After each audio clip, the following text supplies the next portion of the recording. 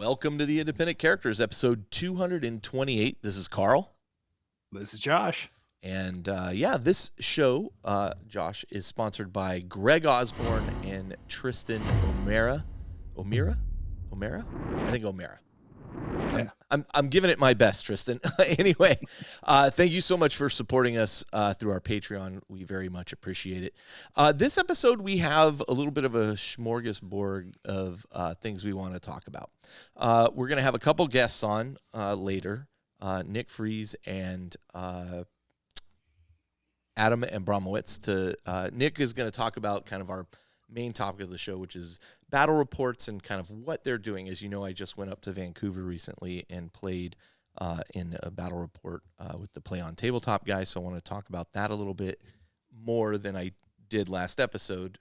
And then we're going to have Nick on to talk about their production and everything that's involved there, because we did an episode on battle reports back in I want to say episode 67 or something along those lines. Yeah, 67. I'm right. Yeah, a while back. Yeah, yeah, which is quite a long time ago. And technology has changed since then. A lot of things have changed since we came out with that episode. And boy, I got to tell you, I was kind of blown away by what I saw up in Vancouver. So I wanted to dig into that a little bit for those people who are interested in kind of what goes on behind the scenes, but also may be interested in doing that kind of thing for themselves. So we'll talk. As a video guy, I can't wait to pick his brain about all the ins and outs of just behind the scenes. Not that I want to take anything to that level, but it's just fascinating to see the production involved.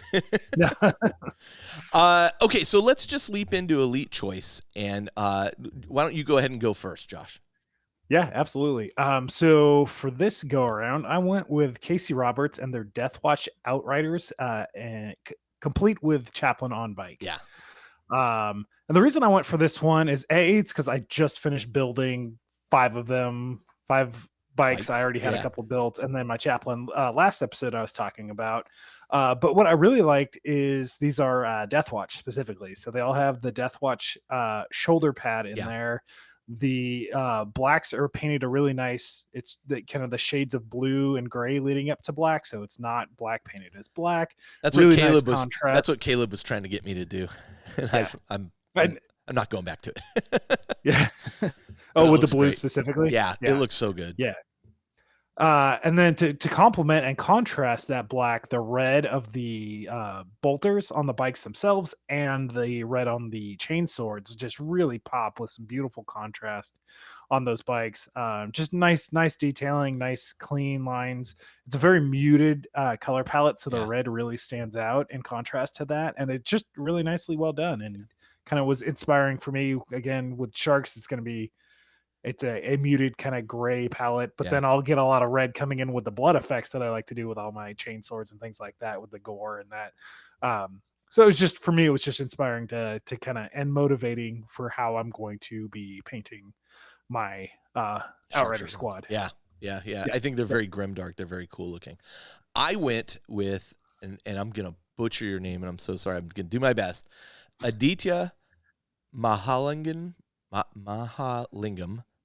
Dhingra is his name, and his Chaos War Dog. And he's actually, I went back and searched under his name after I copied and pasted it, because that's a long name, and saw a previous post where he was working on his War Dogs quite a while ago, and he's gotten them to this point, at least this one.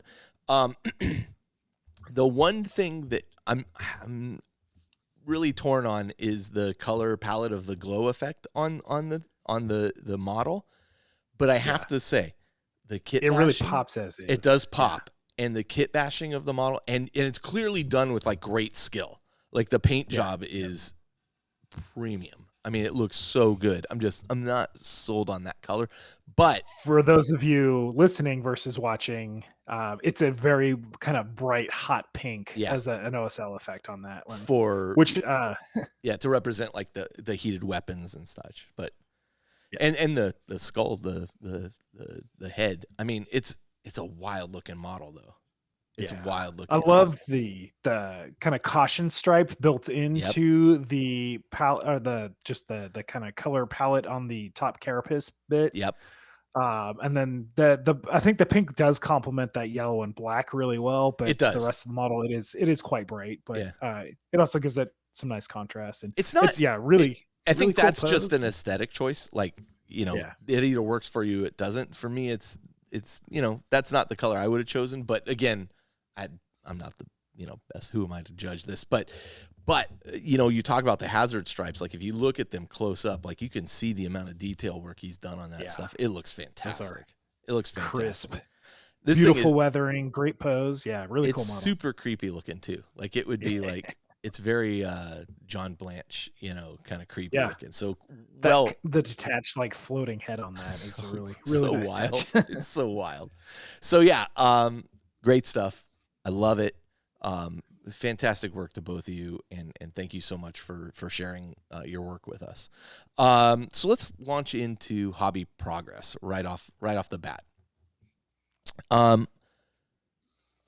Josh, we are recording kind of a short time after our last recording, but not only that, there was Thanksgiving weekend in between this, so I didn't do a whole lot of hobby, but I did do a little bit. Yeah, same. Well, look, let's talk purchases. All right, the stupid Legions Imperialis. Yeah, I purchased the core rule book. I'm not ready to go both feet in at this point, until I find employment. you are. Until I find employment, I'm not willing to jump in right now. But I do have to say I've gotten excited about it. And God, I didn't want to. I told you I wasn't going to do this. Like if you guys go back several episodes, I'm like, I'm not doing it. And now, you know what it was for me was the Titanicus event we went to. That really primed my pump for, oh boy, I'm in. And they've already talked about the next event that they're doing up in Chico in I saw. April, going to incorporate Legions Imperialis as well for players who don't just want to play Titanicus. They have options for both. I saw. So I finally completed my Ash Waste Nomad squad using speed paints and contrast paints. Got my Ash Waste Nomads done. It's interesting. When I started them, it was kind of one of the first times I had done the whole slap chop method. And using that method now, I would have done things just a little bit different. Like I've gotten a little bit better at it. But overall, very happy with the results. I think it works well with the basing I did for them. They look great. Yeah. Which I learned that basing technique from Austin Lynn, who did the Titans like that. And he told me how he did his Titans, which was using the I'm trying to think of the brand name off the moment. I'll come back later after the break and mention the brand name. But I know he uses the AK Interactive stuff. I used the different stuff, but it's basically like that wet earth stuff that you put down. Texture mud kind of. Yes, and then it dries, and then I threw a little bit of rock in there and then painted it, and they came out great. Nice. So very happy with those. I've actually started painting Abaddon too. So Saturday we're meeting up at Herrick Games. You're going to give me a tutorial on the oil wash on my Thousand Suns guys. I've started working on Abaddon, who I was gonna put off till last just because it'd be a treat to kind of do, but he's sitting there assembled, staring at me guiltily. So I'm working on him. And then the other thing I would mention is that I finished The End in the Death Part 2, which is the most recent book of the Siege of Terra, written by Dan Abnett. Now, did that pick up for you at all? Because you were kind of feeling the slog last episode. It was a slog. It was a slog to get through. I read a really good review on Goonhammer of it, and I was like, they nailed the review. Like it was, I felt like part 1 was good, but it also kind of rehashed a lot of things that had already been covered. Like I didn't feel like some of it needed to be there. This book is massive. It is massively thick. I saw your special edition one that, and a lot of it is a bit of a slog. Now the end, I'm no spoilers. I won't give any spoilers, but the end is a great payoff, where you get to see some very famous stuff, in from a perspective that you haven't seen before. it was a slog to get to that point. And I got to tell you, like, I'm not happy to have to buy yet another one. You know, I get it on one hand, but I also don't get it. Buying these special editions is a nightmare. And so if I don't get the last one, I'll sell off the whole set. So, You're committed now. yeah. Well, I thought I was done, right? I thought I was going to be done. And it is literally a roller coaster of emotions trying to get those things, as anybody who tries to buy them will tell you. So anyway, that's what I've gotten done. What have you been working on? Yeah. So speaking of Legions Imperialis, I'm getting pretty excited and ramping up towards that. So a couple things that I did was the Aeronautica planes that I had not yet finished painting. Mhm. I did all my airbrushing stuff, I don't know, 6 months ago when I did a big push to get all my planes done, and half the planes I completely finished, more than half actually, but I still had 3 Xiphons, a Storm Eagle, a Fire Raptor, and the Thunderhawk. So all the airbrush work was done on those, but I hadn't gone and done any of the detail work yet. So in the last couple of days, I actually went back and finished those guys off, got all the details painted, got them varnished, got the decals on earlier today, and have those re-varnished again post decals so that I can walk you through the oil wash tutorial, and Right. I'll actually have something that I'm gonna get some hobby progress out of at the same time. That I'm really excited to see how that works out. Yeah, and I think it's going to work really well for your Black Legion stuff. I think so too. It's a great tool. It's pretty easy. There's just a couple of little learning curve things to it, and I'll walk you through those. And if conditions are great, we're going to film that, and we'll definitely share that video. And if it's not ideal, we'll redo in the shop, because we're going to Herrick, so we'll actually create that in an environment that we can easily film and produce, and we'll put that out as a short video on YouTube. Either way, so yeah, I think it'd be very interesting.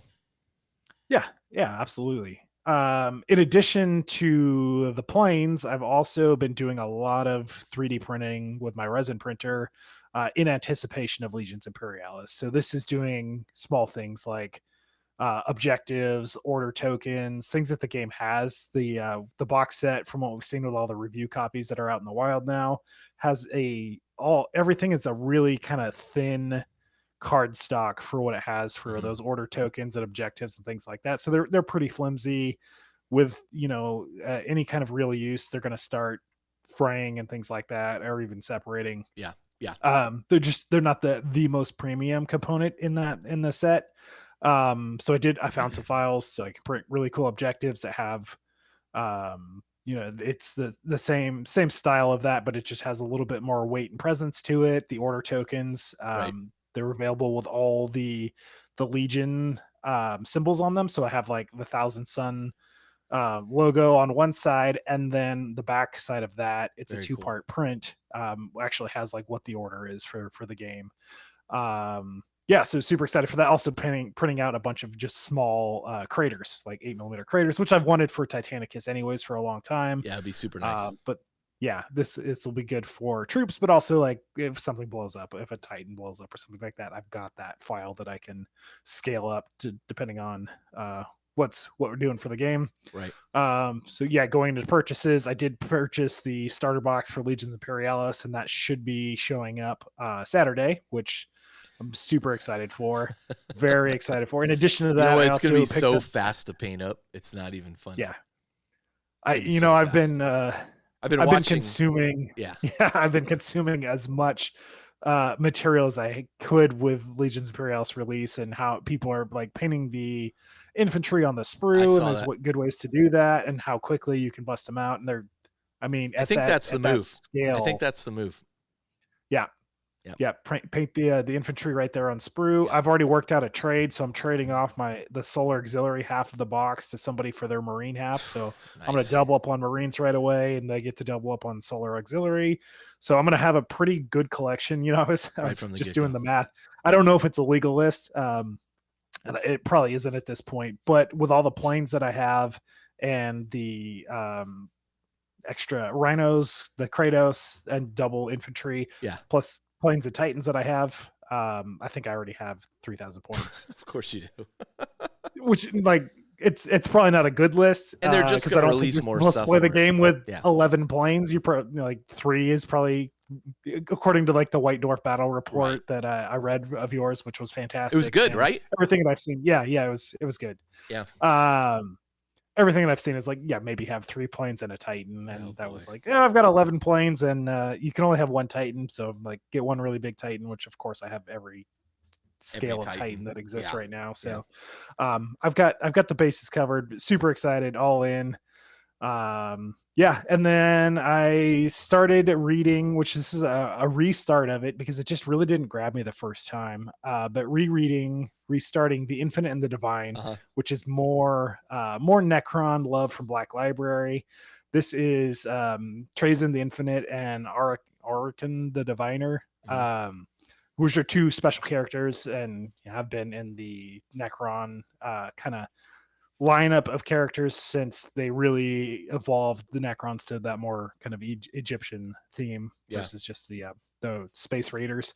And it's pretty interesting. They have a rivalry that's been going on for millions and millions of years now, and it's interesting just the kind of the personalities and things like that. It's similar that they have more kind of personality like the Twice Dead King. So it brings some of that, more of that Necron perspective lore to life, which is fun and interesting. But it's also very different from the Twice Dead King, which makes it's really interesting on how it's gone so far. So I'm about, I don't know, 30% into that and enjoying it so far. Honestly, not bad for the short time between recordings that we've done. So I wanted to kind of step outside our normal path here though, and now talk a little bit about Armies on Parade. And the reason I wanted to talk about this is like Armies on Parade happens every year and people do it. And I remember many years ago seeing a guy who'd done an amazing Dark Eldar like display for Armies on Parade where they were like coming through gates and stuff, and it was just on multi levels, and I thought it looked really cool. But I kind of ignore Armies on Parade in general.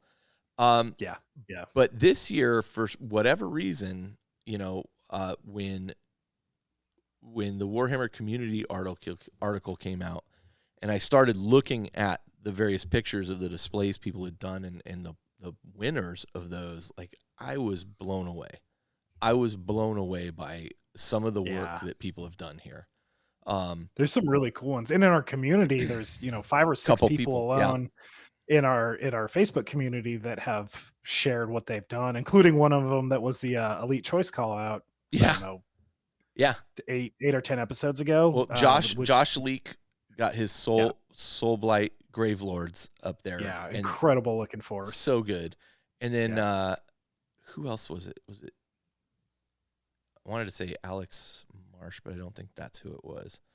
But I mean, just looking at these, like, what an incredible set. I think it was Steve Phillips in his regimental champion. Gene Stealer cult. Yeah. No, not the Gene Stealer cult. Anyway, I'm blanking on the name. Yeah, sorry. Incredible. but I mean, as I looked at these in particular, I was super excited about not only to see people in our community had gotten theirs recognized, but there were a few of these in addition to that really stood out to me. I thought the Soulblight Gravelords one with the backdrop, which is just gorgeous, like the whole looking at that, I wanted to buy that army because it looks so freaking cool. But this Space Hulk board is just amazing. Johan Kolker did this, and that is awesome.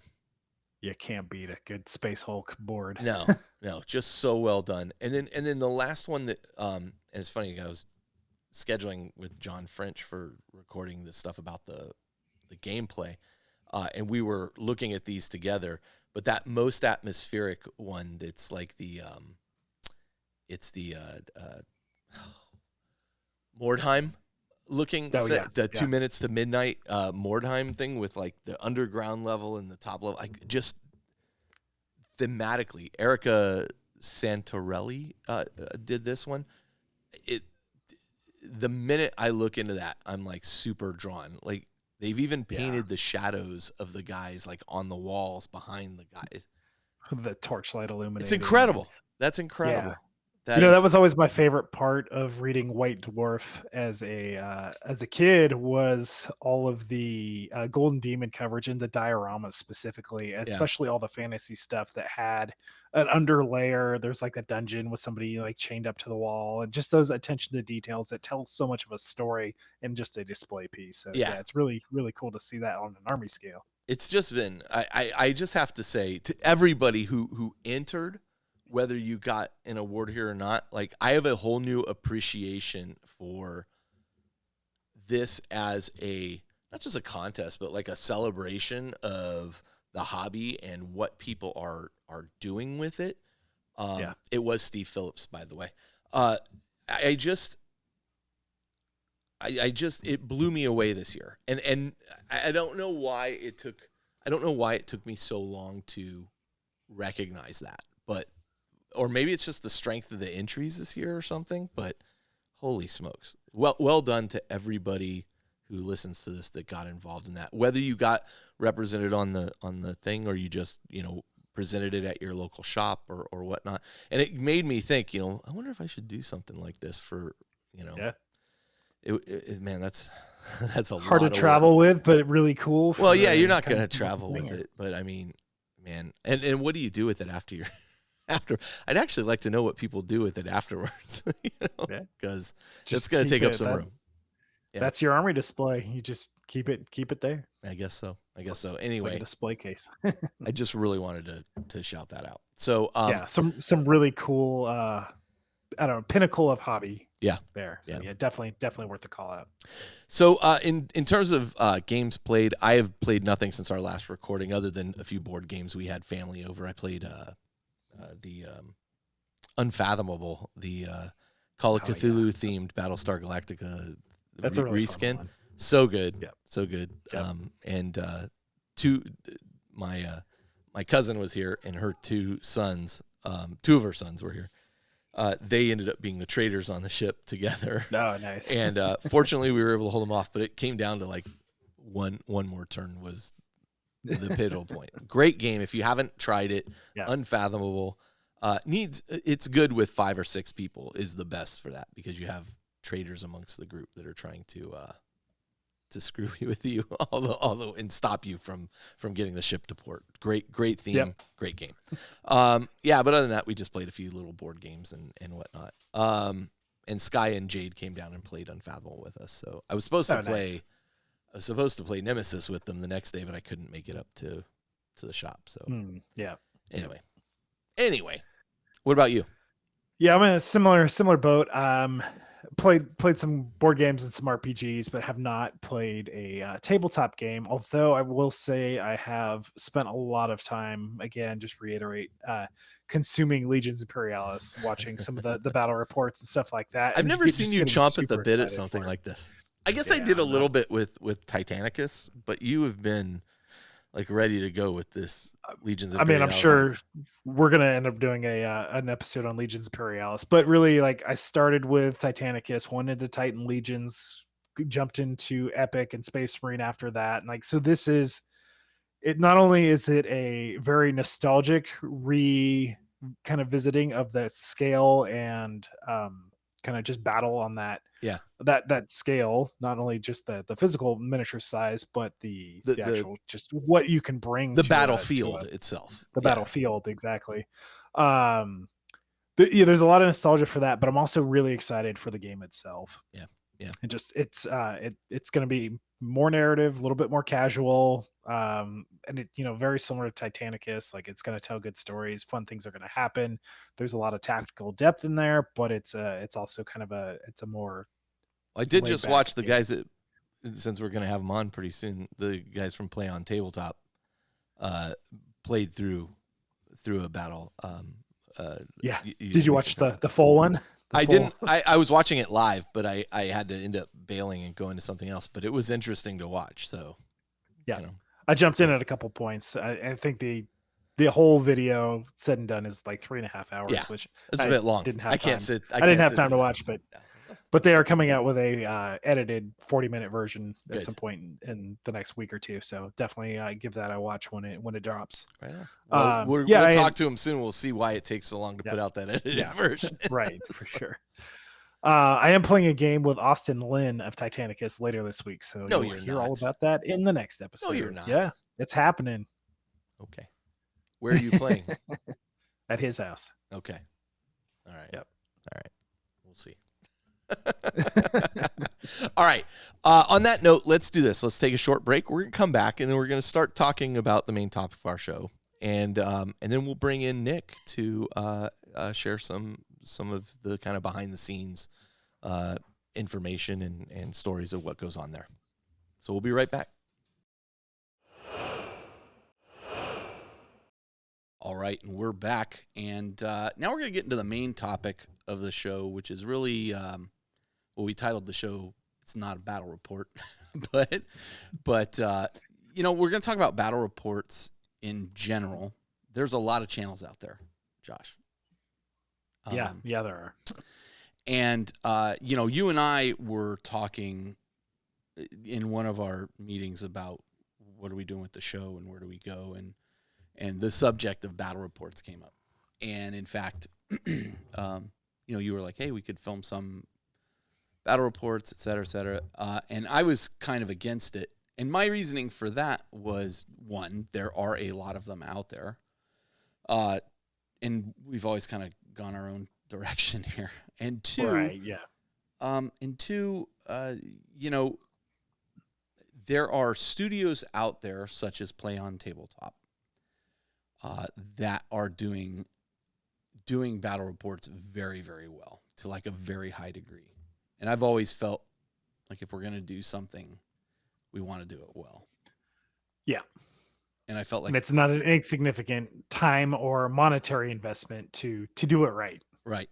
I mean, I remember we did an episode, and I talked about it earlier, episode 67. We talked all about battle reports at the time. And the thing that got me thinking was like, technology has changed just so much since then. Since the days of Jeff and Zach and I going to Adepticon and live streaming the 40K championship there, which we were asked to do. Yep. And, you know, now I go to an event like Adepticon or LVO or Nova, and they've got like a full-on rig. I think GW is doing it themselves now. Right. Yeah. And it's, you know, insanely expensive, the stuff they're doing. What we did was, I think, 4 webcams, the best webcams we could find at the time, PVC piping, duct tape, literally, you know. Yeah. So we could get overhead shot, 2 side shots, and then we had a little tripod. We'd move the other camera around. A bunch of extensions, pushing out the bus on the USB on that machine I brought. It was a, you know, and it's so funny because that would be so easy to do now. Right. Yeah. But just get a stream deck, a couple cameras. Yeah, exactly. But at the time, I mean, we were trying to do it frugally, and that was just like live coverage. Right. Yeah. YouTube battle reports run the gamut from, you know, somebody holding a handheld recorder recording it to what I saw at PlayOn Tabletop, which is a fully dedicated studio with a team of people doing the editing and cutting it down to a shorter amount of time. So I know you and I have talked about sitting through battle reports before, and I think neither of us are exactly huge fans of like regularly watching battle reports and people playing to up their game or that kind of thing. But what do you like about battle reports? Yeah, you know, it's funny because there's been times over wargaming career that battle reports have more or less appeal, and part of that is dependent upon where I am in a game. If it's a new game, for example, like right now, like I can't consume enough Legions Imperialis because I'm super excited for it. And I guarantee you the second I have that stuff in hands, I won't watch a single battle report again. And Right. that's just like just the excitement. And I want to absorb all the information that I can now. It's funny. Very I've similar. never seen you this excited about something. Like I really haven't. And I mean, I've seen you get excited about various things, but like you just said, the early, you're trying to absorb all the information you can about it before it's even come out, right? Yeah. Yep. Okay. Absolutely. Yeah. And so, yeah, watching battle reports or reading battle reports even has been a really kind of fun way for me to disseminate as much information as I can, just not having a rule book in Sure. hand yet and being so excited about it. And, you know, it's Do a you 30-year journey that have you found that it's like amped up your excitement about it? yes and no. Okay. It's funny because I have found a couple videos that, from what I've seen and what I know about the game already, like I've seen, oh, these guys got a rule wrong. Like I don't want to watch the rest of this video. Like Oh, I interesting. don't want to get wrong information in there, and I know they've already done this one thing wrong, so I'm pulling the plug on watching the rest of this. So it's like the whole lawyer thing where once I prove that you've lied, the rest of your testimony is garbage. It's all fallacy. That's got to be really difficult right now, especially with something new coming out where they're still learning the rules. Like I watched you and I talked earlier about the PlayOn Tabletop live stream they were doing. Was it today? Yesterday? I know. It was either yesterday or today. Yeah. And they were live streaming them playing Legions Imperialis. And what I found watching it was, I think Nick had a real strong grasp of the rules. Uh-huh. And Tack had a good grasp, but they were correcting each other along the way. I think I'm okay with that. I mean, that doesn't. Yeah, it's when somebody comes out and definitively says, like, this is the rule, and you're like, that's not right. And honestly, like I have absolutely no problem with people who get rules wrong, and they'll correct that going forward or something like that. It's just right now because I'm really just absorbing all the information that I can. That just happened to be the hard pass at that point. Like just knowing how being so early in the game, like just let's get as much correct information as possible, and otherwise it sinks in and sticks with you. Yeah, right. So accuracy of rules is important for you in a bat rep.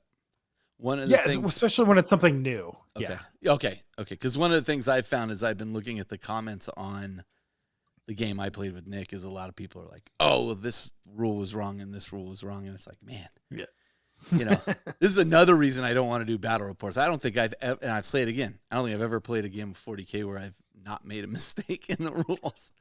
It's just too many. And honestly, I wouldn't be surprised if they've said on the Badcast a few times, like there has never been a game of 40K played that has been like completely 100% correct. There's no way. And I mean, there's so much human error with dice and even like your tape measure. Like this exactly. I mean, it's a millimeter off or something like that, and just whatever. 100%. It's fine. Yeah. So different battle reports I will absorb for different reasons. Like when I was looking into Middle Earth strategy battle games, there are a ton of battle reports all done by Australians for some reason. It's a pretty popular game in Australia, especially. And that was it was a good way for me to get a feel, because there's not a big local scene for that, right, of how different factions play, how the game plays, how the mechanics work. Like having read the rules, but let's see it in action, and I don't have a local person to tap on there. I'm like, hey, can you walk me through a demo of this? Right.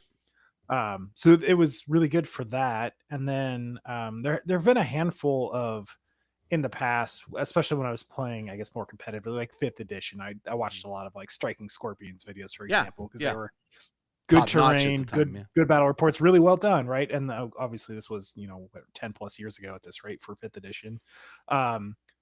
But I haven't watched a whole lot in between then and now, unless it's something specifically that I'm looking to learn some information, learn something new about. Okay, so that's really interesting. Yeah. So for you, and I can see this, like I can see myself falling in the same, because I actually watched battle reports on Legions Imperialis too, just because I'm interested in it. It's not out yet. I kind of wanted to get a sense for how it actually is going to play. I did not play Epic, so for me, totally new skill set. Sure. Yep. So yeah, that's kind of interesting. So I think they can provide some value there. But there are people, and I think, PlayOn Tabletop's channel.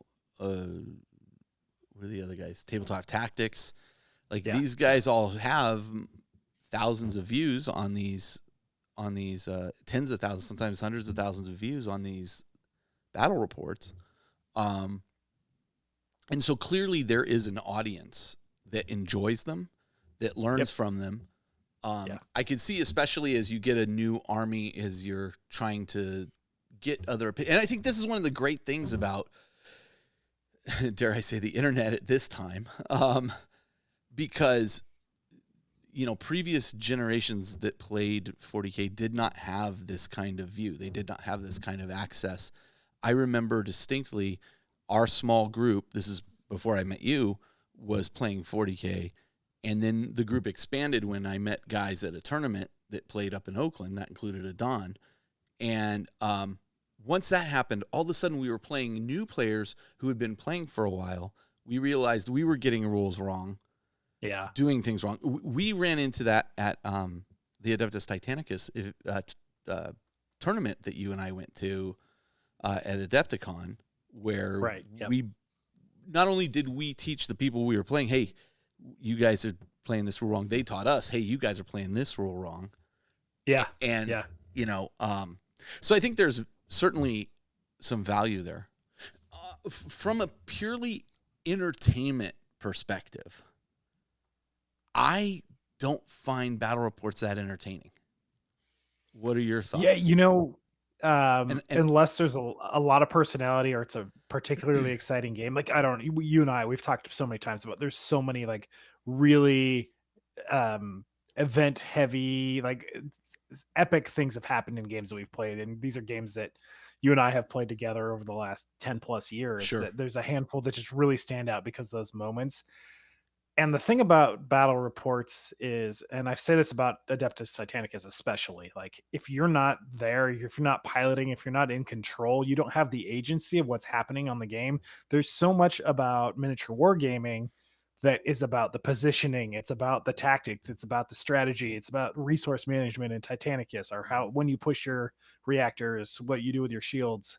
You're making those decisions. So there's more. You as the player, right? Yeah. So if you as the observer are watching somebody else do that, and like if I'm watching a battle report of Titanicus, for example, I have zero agency on any of the resource management or maneuvering or anything like that. It just, honestly, it holds zero interest for me and no entertainment value unless it's, I'm watching a game of friends play. Yeah.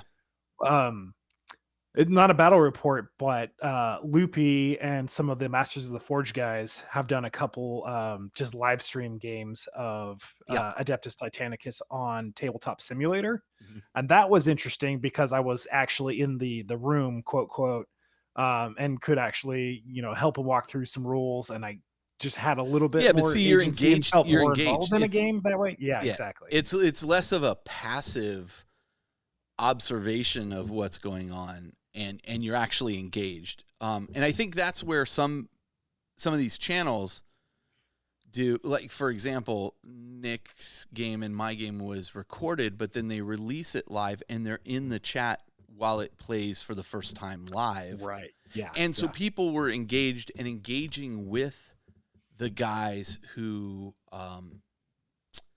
were involved in it. And so there's some discussion back and forth there. And that, I think there's where I think that's a great way to do that. Yeah, absolutely. Yeah. They have an incredible production value. Whatever it's 10 hours of recording, but it's distilled down to 45 minutes or something like that.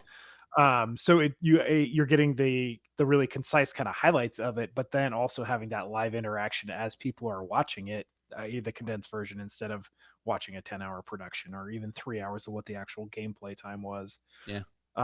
I think that's really smart, and that's a great way to approach it, and it adds that extra level of engagement and entertainment of being able to interact with the players and hosts in live time like that.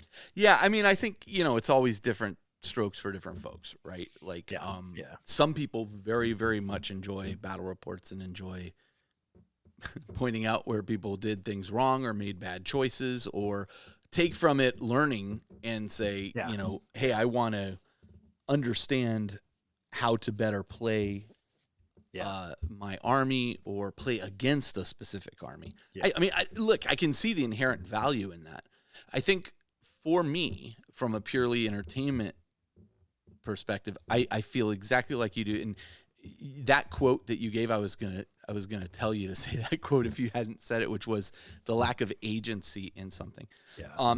And it goes for the same for me with role playing games. Like, I cannot tell you how many people I've taught Dungeons and Dragons to over the years. I've played for how old am I? I've played for 40 plus years at this point.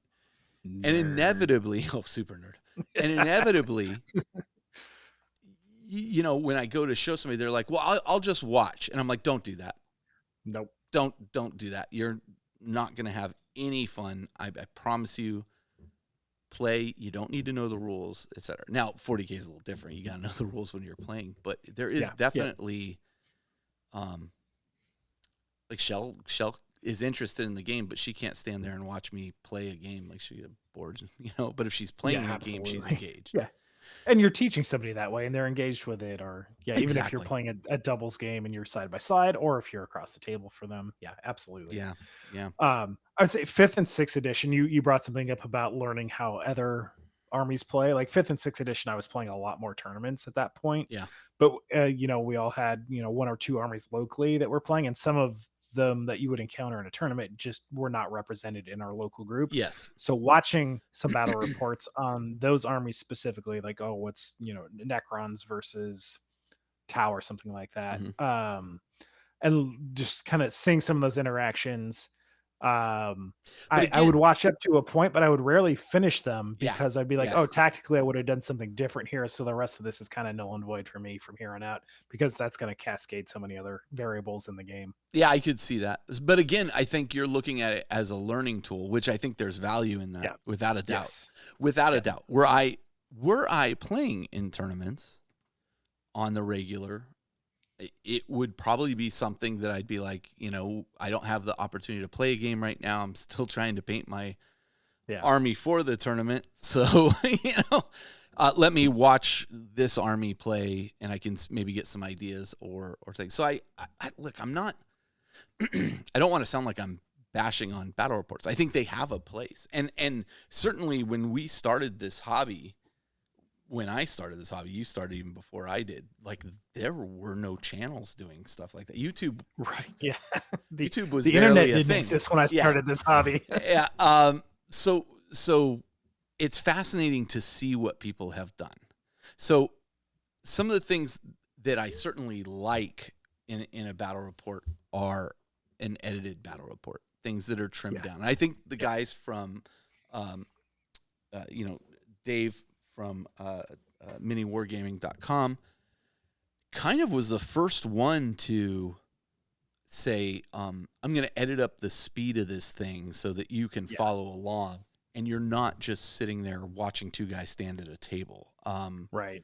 Yep. And he would, I remember he even did a video on how they do their battle reports so you could see, okay, I film this roll of the die and then I stop, and then I film this and then I stop. And it was pretty fascinating to see how they did it. But now you have groups with studios, not that Dave didn't have a studio at the time, and now his studio is even more elaborate and he's got camera crews and all this stuff. But you have guys like these guys over at PlayOn Tabletop, and we'll talk about that experience in a little bit here. And you see the thousands of dollars they have spent to set this up. Right. That's not really achievable by everybody, Yeah. It's just not. You have we could easily film us playing a game and take all day to film it, Yeah. And that's the other thing. I think when you're, who did I just see talking about this recently? But when you're filming stuff like this, you are it was some YouTube channel, and he was a content creator, and he was saying, when you spend a lot of time creating this content and you live and breathe 40K as we tend to do. Yeah. Record and you're recording this, like you end up playing less. And right. Yeah. Yeah. And that's where, I mean, even in a day where you could play 2 or even 3 games, I mean, not me, but somebody else could, 2 or 3 games, you're doing 1 game stretched out over the entire day. Yeah. And that's one really long game. Yeah. Yeah. And most of my games are pretty long as it is. So yeah. This was a new record for me of it. It was exhausting. It was exhausting. I do like when the video is edited down to its distilled components. Yeah. One thing, to go on a tangent here about Formula One for a minute, but one thing that like Sky Media and the people who film the Formula One races live are very good at is focusing on where the drama is. Yeah. In the event. And this is usually why when we talk about games played, like I don't talk about, well, in the first turn I did this, and then the second turn, we're like, let me tell you what I learned from the game, or where things went wrong, or where I did something I was really pleased with. Couple specific highlights or key moments, or where things really pivoted, or what you learned is exactly what. And like in F1, they're very good at like, listen, this last season, for those who don't watch Formula One guy Max Verstappen dominated the season. I mean, like unlike anything that's ever been done before. It is insane. 19 out of 22 races, was only not on the podium 1 time. So it's insane. You saw very little of Max Verstappen on the racetrack because they were like, he'd be so far ahead. They'd just be like, yeah, we're not really showing you. Like they'd show him at the start. The podium shots at the end. Yeah. He'd come into the pits at some point. He'd take off again. Okay, great. He's back in the lead. Now let's look at who's in 3rd and 4th and 12th and 11th. Everybody who was jockeying for positions and for points. Yeah. That's where they focus, because that was the most entertaining part of the race. And I think battle reports need to follow something similar, where it's like, I need to understand where the grand scheme of things are. This is what I like about some battle reports, where it's not necessarily me watching step by step, me moving every single thing. But I want to know where the pivotal moments were and what happened and how they came about. And that's not easy to do in a 40K game. That's not right. Yeah. That's not easy to do. The interesting thing too about watching a game of 40K is so much of what happens in the game is dice rolling. Yeah, a lot. Which isn't the most interesting thing to watch, but if you don't have the results there either, then it's so kind of abstracted, and unless you're summarizing what happened, I've never seen anybody do that, where they're just like, these guys fire at, the squad of Devastators fires at the squad of Necron Warriors, 12, 8 of the Necron Warriors are destroyed, but 3 come back, and like no dice rolls, just telling the story. Yeah. It'd feel kind of like playing G.I. Joes back in the day. Yeah, which is really what we're doing. But something like what had a thought that had come to my mind was doing exactly that, like narrating something and not showing the dice rolls, because that cuts out half the time, if not more, maybe 60% of the time of what is actually being shown on a battle report, which I do appreciate that a lot of the modern, more studio approaches are having kind of a dedicated dice camera. Yeah. So you're seeing that at the same time as the player interaction or models being picked up or something like that.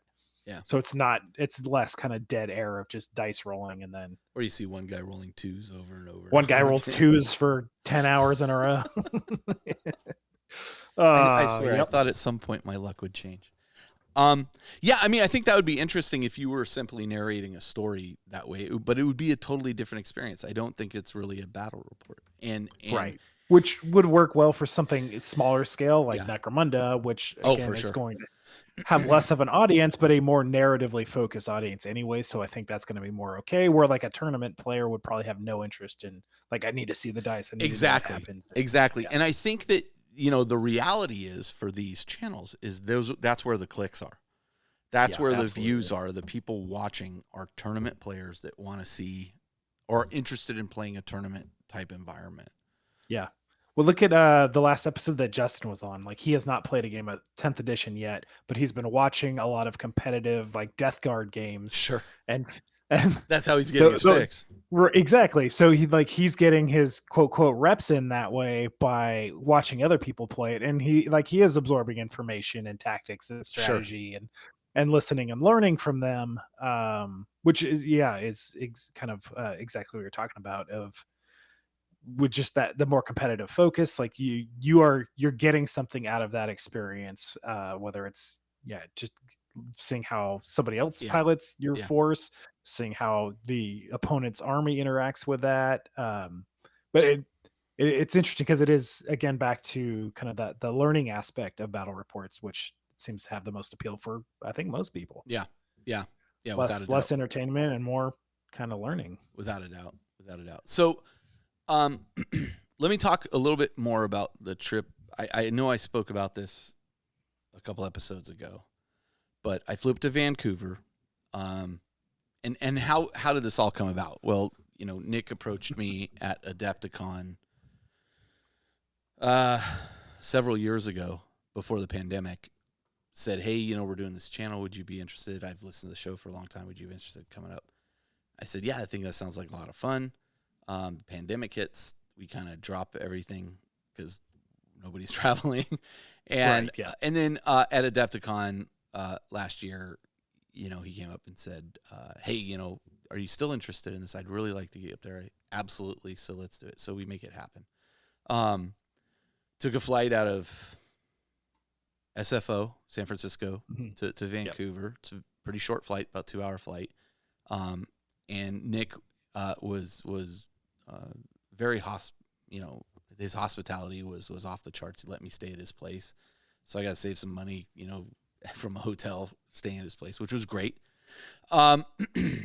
So he and his wife put up with me, and his kids and put up with me, and so that was really, really sweet. Their studio is 2 floors. The top floor is where they actually do the filming. And there's a couple offices up top where Tack and I don't know that Nick has an office particularly, but Tack has like a work area there and a paint studio area there. And they are painting stuff constantly because armies and terrain. They're having to provide. Yeah. And the day before we did this, like Nick had printed up some terrain and he had a couple print failures. And so he figured out a solution of just making rubble. And so that table that you see in the match we played, like Nick painted up a lot of that terrain the night before while I was there. He was like, oh, you want to help me paint this? No, not really. I want to go to bed. I'm tired. I'm tired. I was wondering about that because with the pyramids and things like that, I was like, oh, did they intentionally make it more of a Thousand Sun kind of themed? Yeah. Very much so. Makes a lot of sense. That was, and I do love, like their tagline is Dice Tell Stories, right? Which, boy, they told some stories that Absolutely. But I also appreciate that they go for a very thematic look to every table, and they want to kind of have a little story around it as well. So, Nick and I got along great. He's a great guy. As I said, their studio is 2 floors. The bottom floor contains like some storage and a kitchen and food stuff, and then an office area where all their editors are working, and they have like 4 or 5 video editors. When I was there, I saw 4 or 5 of them, and they're all working on different shows and different episodes of the show, kind of all the same time. And I literally sat in a meeting that I've sat in many times, very much like a sprint meeting, where they were talking about, you're working on this, I'm working on this, you're working on that. We need to upgrade the software. How's the version? I've lived in the tech industry, so I've been in many of those meetings. It was eerily familiar. But I was really blown away by the professionalism of everybody there. Like they were really, they're all nerds, just like us. Photo, video, games. but super focused on what they're doing. Yeah. And it's a real business and a real operation. Yeah. And the thing that struck me there too was that, Nick and Tack are the owners of the business, is my understanding. Okay. And so they have people, they're responsible for people. right? I mean, when you have your own business and that kind of thing, they are responsible for people. And so you have employees, their people's livelihoods are dependent upon the success. And even as I was speaking to them, they were looking for another video editor to hire. So, I mean, clearly they are running a business. I don't think they're going to get rich doing this, but they're clearly making enough money to support an actual business and have employees. And clearly passionate about doing it for the amount of effort that it takes to not only run the business, play the games, and do all the video production side of it. Yeah. And I mean, I asked Nick at one point, is this still all fun or is this just work at this point? And he goes, sometimes it's just work, and I get it. And, I really do get that. The process of recording was interesting. There was a lot left on the cutting room floor. And when we have Nick on later, I'm going to ask him what happens to all that extra footage that got left, because there's probably some pretty good outtakes and stuff in there. And also, it's interesting because there were things that I said that I really wanted to make the show. I talked about Colin Ward painting my 1,000 Suns. I talked about Dave from Dave Paints painting my demons. I wanted to give credit where credit was due. I wasn't trying to claim like these were models I painted. But that didn't make the cut in terms of the time. They were trying to get it down to a certain amount of time. There was a lot of in between each round, us discussing what I think I should do, what you think you should do, and all that like didn't make it in. I think the game took longer because of my twos. You couldn't kill anything. Oh God. Our first round was a slap fight anyway. You both had terrible dice that first round. Yeah, it was awful. Yeah. It was a fun game. I mean, don't get me wrong, like the whole process of filming it was very fun. But it's a lot of work. And as I mentioned before, it's just interesting. Like I guess I want people to understand, like, you're not going to just pick up a camera and get that level of quality. Nick is, as you know, it has worked in video before. He knows what he's doing in terms of here's the best way to film something. Here's, as he took video of the armies after the fact with the little fog machine and stuff. Yeah. He didn't use one of those sliding devices that you put a camera on and it slides along. He knew how to hold the camera and just move it. You know this stuff because you do this as well. But it was just fascinating to watch somebody else other than you do it. And clearly Nick knew, and he pointed out to me, they have other people from other battle report programs come on and they don't hide anything. They're like, this is how we do it. Right. Yeah. Yep.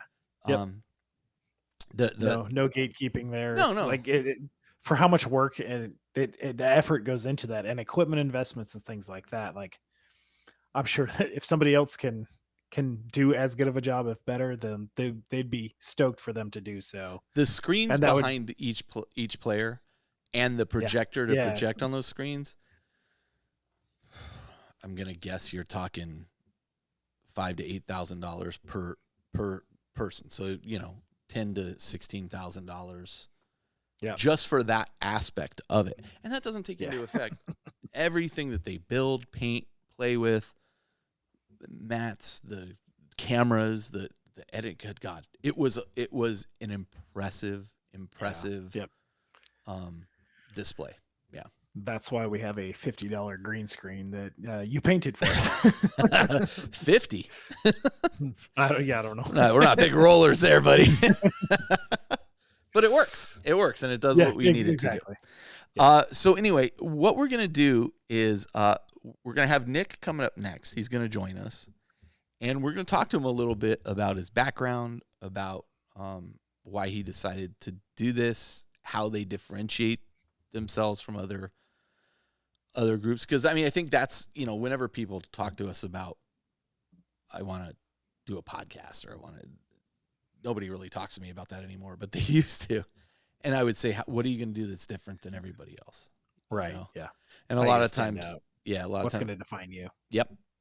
And a lot of times I would see people go, oh, well, we want to do it like the independent characters or like at the time, the 11th Company or whatever. I'd be like, but somebody's already doing that. Why are you, I didn't try to go out and do 40K radio. Right. They were doing it very well for quite a long time. And so with Nick too, it's like, how are you going to do this different than everybody else? And I think the end product shows a lot of what they're trying to do. So anyway, we're going to take a short break. We'll come back and we're going to do a discussion with Nick. And then after Nick, we're bringing in Adam Abramowicz from The Army Painter, because they sent us over a whole bunch of these Speedpaints, the 2.0 set. And 2.0s, yeah. You've heard Josh and I talk a little bit about them, but I honestly cannot rave about them enough. So I wanted to get Adam on to kind of talk about the line, talk about himself. We know Kat is working for the Army Painter, and somebody else is now working for it too. So we'll have Adam on right after Nick, but we'll be right back to have that discussion. All right, and we're back, and as promised, we're here with Nick from PlayOn Tabletop. How you doing, Nick? I'm excited to be here. This is a lot of fun. I was a little like, maybe one day I'll be on a podcast. Oh, for God's Welcome sakes. to the party. Oh, okay. We've already made tons of jokes about how I just rolled nothing but twos, but anyway. It was I felt bad. I told Josh, really bad. I called Josh from the airport after I left the studio, and I was like, when your opponent's apologizing to you for your dice rolls, you know you're rolling really I had asked if the dice just came out of the microwave with the twos up, since that's all they were. Yeah. It was so bad. I felt so bad. Like, we invited him all the way up here. It's fine. I'm used to it. Ask Josh. That's true. Yeah. So anyway, usually you roll more ones, so twos were a refreshing change of pace. Well, the worst part is the ones don't even tease you with a reroll so that you could roll a one again. It's just, no, we're not even going to let you. We're just going to crush your dreams right here. So now that the video's out, have you been getting a lot of flack for how you're poor rolling in that? Okay, that's good. That's good. I mean, I've been following the chat on the video and watching people correct rules, which we'll get to in a minute. But and seeing, well, why doesn't he have Magnus in his list? Well, Magnus can't be at every fight. I wanted something that's and it's interesting too. I find socially, and we're kind of jumping ahead of the gun here, but I find socially, when people realize the internet has this level of anonymity, people seem to think, and what happens is a lot of times I will comment back on, like, somebody will say, oh, this is a terrible list, and yeah, okay, I mean, yes, there are more powerful Thousand Sons lists, whatever. But I'll say, well, actually, here's why I brought this list and this, that, and the other thing. And I find people a lot of times go, oh, well, I didn't mean any offense by that. I'm and it's like, oh, yeah, that's an actual person, People are always surprised when I respond back to comments on YouTube. They're like, oh, wait, there's an actual person behind this? This is some like made up person? I think people get in their heads when they're on the internet that there's not actual people involved here. And this is why I always treat people with respect. So anyway, Nick, thank you so much for joining us on this episode. This is kind of a smorgasbord episode. We're talking about a lot of things, but in particular, we talked about my trip up there, the experience there. I talked a little bit about your studio, but I kind of wanted to hear it from the horse's mouth. But before we get started in that, you have not actually been in 40K that long in comparison to some people. When did you start playing Warhammer 40,000? Yeah, I guess not. Like, I definitely didn't start in like the Rogue Trader days or anything like that. Like, my gateway drug was the Middle Earth strategy battle game. That was how I got into tabletop wargaming. Always interested in that kind of stuff. But when I moved to Vancouver, Canada for film school, I had to leave all my miniatures home, and I didn't know anybody here. And I was like, nobody really plays Middle Earth around here. Maybe I should look into this 40K thing. So I started dabbling in some podcasts, and I found IC podcast, and then you had an interview on there with a guy named Chris Jones, who's a local, about a local Food Hammer tournament, basically a charity tournament supporting the local food bank. I was like, whoa, I can go to that. And so I started making a list, making armies, building an army, went to my very first tournament and found this tournament because of your podcast. And then from there, met everyone in the community that I know now today. So you guys are actually responsible for getting me to 40K. Yeah, one of the things the independent character is good for is helping men meet other men. On the internet specifically. Yeah. So that was at the very, I played one game of 5th edition and then 6th edition came out. So okay. I didn't get much opportunity with 5th. Okay. I played a lot of 5th, and Josh played a whole lot of 5th. A lot of 5th. And so you did just mention film school. You went to film school, which obviously you leverage a lot of that knowledge into this YouTube channel. What? Tell me what the genesis of you saying, "Hey, I'm gonna create a YouTube channel, and it's not just gonna be me with a single camera. It's I'm gonna do this right." Well, that's kind of the gist of it. So my film is my profession. So I went to film school. I went to the film industry. I did documentaries. I did ads. I did Steven Seagal post-production. I did one Steven Seagal movie as a production assistant. It was terrible. Awesome. Oh, did you really? Terrible. I know he films up there a lot. As a production assistant, I have stories about that, but that's not for here. Okay. It was a bizarre film set to be a part of. How wild is that? I was totally joking. Like, I did not know that. Just one. And I just pulled that out of my hat. Okay. Yeah. Anyway, I got weird stories about that. But so I've been in the film industry for a while. I even had my own company. I did all sorts of various film stuff. Okay. And so that was my profession, right? And I met lots of people through 40K, through playing games, had a gaming club and stuff like that. And some people I met were also professionals because it just kind of you tend to mesh with other people that are in similar life patterns as you. One of the guys I met was a guy named Tak, who was a media professional in marketing. He had some video experience as well, but it was marketing. And so we were really tired of watching battle reports that we weren't interested in watching. Like, we love 40K, we love video. We weren't enjoying watching any of the battle reports out there. Not really. Like, we loved seeing the cool painted armies. We loved seeing cool gameplay. We loved the personalities even, but we found we were often bored. And because we have such a professional background, we were often turned off by bad sound or bad video or bad editing or a 3-hour video that we just really weren't interested in watching. Mm-hmm. So we were like, I wonder if there's a way to do this better. Mm-hmm. And so Tak, to be honest, had the idea first, and he called a bunch of people together and for a pizza party, essentially. And he called me up and said, "Hey, I've got this idea to pitch you. Do you want to come over?" And at first, I'm thinking, "Oh, great! Here's a Ponzi scheme. He wants to pitch me." Can you buy some LuLaRoe pants? Yeah, they'll fit. I was kind of wondering if it was great. something like that. Because I did, we were friends, but we weren't like that close at that time. Did he ask you to bring 2 friends with you to the meeting?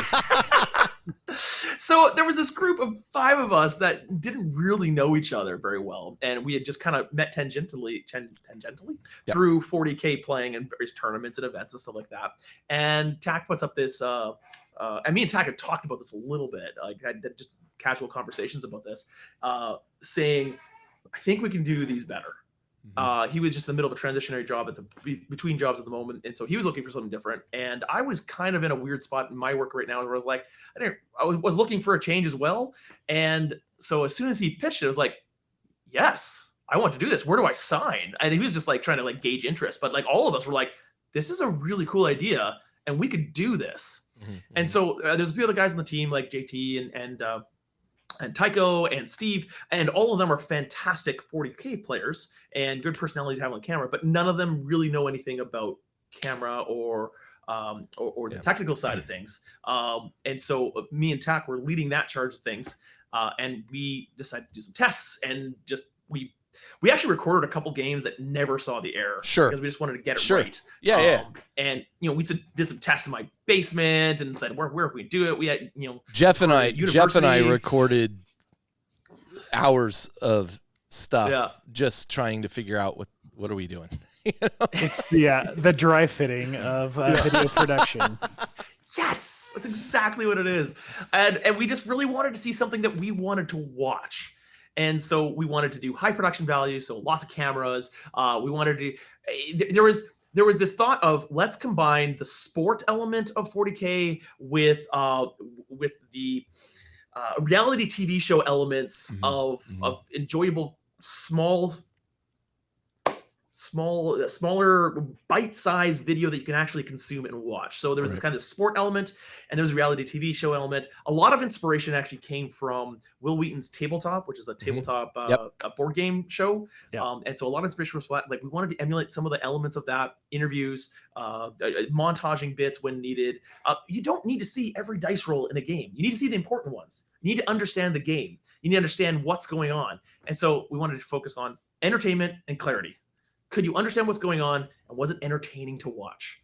What's it really about? Was this That's a really interesting point, Nick, because as Josh and I were talking earlier, we were talking about the value of battle reports. And I know, and the title of this episode is It's Not a Battle Report, because I know you don't like calling them battle reports. We sought for a long time to try to find a better name than battle report. But to be honest, the algorithm likes battle report. So this is also why I don't like when people call the background fluff, right? I call it lore, right? Yeah, it's lore. I agree with that. Yeah, but it's interesting that you bring that up, because one of the things that Josh was talking about and I was talking about was the value of a battle report from an educational standpoint. Hey, I'm going to play this army. I want to see how it plays. Maybe this guy has other ideas, or his list is more interesting, or let me see how the army plays against this other army, because I'm going to play in tournaments and I want to know how it plays, versus the entertainment value, like the value of it as a piece of entertainment, which you hit an interesting point, because I struggle to find it entertaining, though you guys distill it down to a level where I'm like, I can watch 40 minutes of this and be entertained. Cool. Yeah, I think the way you frame that as sports and kind of entertainment in that reality show is exactly how it comes across. And I think that's a really good formula to make an entertaining show that is informative, and you also hit all the highlights of how the game's played. I think, it's a really, really cool system that you've hit. Thank you. Yeah, but when we started, nobody was doing it. Almost everybody was doing the 3-hour handycam, getting a little bit dizzy, to be honest, that were lengthy and stuff like that. So we really wanted to change it up. Has there been an evolution for you, or did you start that way and you've only just kind of refined from there? Oh, we've evolved. We do seasons of our show because it's more cinematic and more like there's no meaning to the season. But at the end of every season, we do like, okay, what worked well, what didn't, what can we improve? And we've if you go look at some of our early videos, it's massively different. How we record, how many cameras, what the position of cameras. Like we've carefully adjusted each camera to be in the exact place that we feel is the most communicative and clear and entertaining and leads to smooth editing. Like for instance, we put over-the-shoulder player cam so you get the players in it, but you also have the table in it, so you can see what's going on the table, but you also get the player's point of view. And then we have 7 cameras to film these games, right? Yeah, that's so impressive. Like a lot of the live streams, for instance, just really go from overhead to player cam, and the overhead is great for giving information, but it's boring to watch. Yeah, and the player cam, more often than not, is sometimes entertaining for the players, but it doesn't really give you information. So having this blend of all these cameras, you really need to be able to bounce between them to be able to give the information and the clarity. I think that's critical. In fact, when we take photos of the games we're playing, a lot of times we are taking photos of the miniatures or Josh's crotch. But then, but in all seriousness, we'll take photos of the miniatures, but the photos that I enjoy the most are the photos of the people playing and seeing, and this is photos, not video, but seeing the people playing. I think that's such an important piece of it that gets lost sometimes. Well, I think ultimately, people sometimes miss the fact that 40K is, I like to call it a shared narrative between 2 players. Yes. That's really at the heart. That's what our game is, or multiple players, but the players are part of the game. if all you see is the armies or all you see is the players, you're missing part of the game. So Absolutely. You need that whole thing. Like when people roll that 6 or that 1 that's all important, you want to see them cheer and get excited. Like you want to see that and experience that with them. And that's what we're trying to achieve, is getting those moments, finding those sport moments when you're watching a football game and they get that touchdown. Everyone goes crazy, right? Josh, did my despair come through in the video? Yeah, there's a couple times where that you just we can hear you like, it's almost like you're screaming "Con" in the background, but the narration like cuts in over that. But it's absolutely see the palpable. The one moment where JT pauses the music and he just says like, "I have no words." Yeah, and we all stop and it's like. I have to tell you, like JT is a fantastic narrator too. Like he did a bang up job narrating through that. He has a great voice for it. He's a lot of fun. He does. He really does. Like he came from professional wrestling, actually. I can tell. And so a lot of his like terms, like slobber knocker and cage match and stuff like that, come from wrestling. And that was intentional when we went into it. Is that when we wanted to discover the voice of how we were telling this, is there's that bit of sport. He's very to good go along with it. Yeah, and he's a lot of fun. Yeah. Okay. Really hit the nail on the head, bringing the narrative element in there too. And like, I haven't seen anybody else that does that, where it's the two players interacting and then the narration on top of that. It's not easy. No. When we record these games, we have the two players playing, and then we have someone shooting, and then we have someone that is the scriptwriter / narrator that is literally just there taking notes, writing, helping us keep the score, but they're also writing the script for how they're going to present this later, and they're doing the VO. And that's a lot of work, because they have to manage this and make intros and figure out what's important, because they're really drawing attention to this is important. Pay attention. This role is going to make a big deal, or it's going to be a big deal. No. And actually you just kind of beat me to the punch on the question I was going to ask there, which was exactly what you just said, which is great.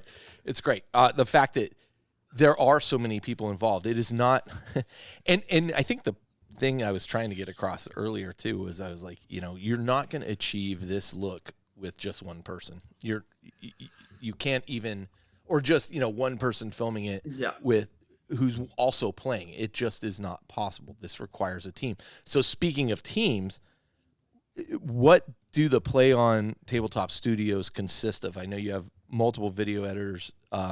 You have you have Tack. To be honest, why don't I go through what it takes to make a single video? Sure. And it pretty much touches on our entire team. That would be amazing.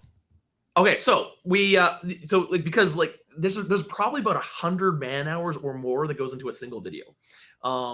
So first of all, we don't just randomly put players together. There's a lot of intentionality that goes towards there. We actually have discussions and meetings upon which armies should face each other, because we want to make good games. So we take a look at the meta, for instance, and I know people hate to say that, but to be honest, we kind of need to. If we don't want to put the top of the meta against the bottom of the meta often, because there might be a little bit of an imbalance there. And so we want to make sure we're playing armies that will give a good game, because we're going to spend this much time editing and filming this thing. You don't want want to make sure the game 2 rounds. We actually have a rule that the game has to go to turn 3 or we re-rack.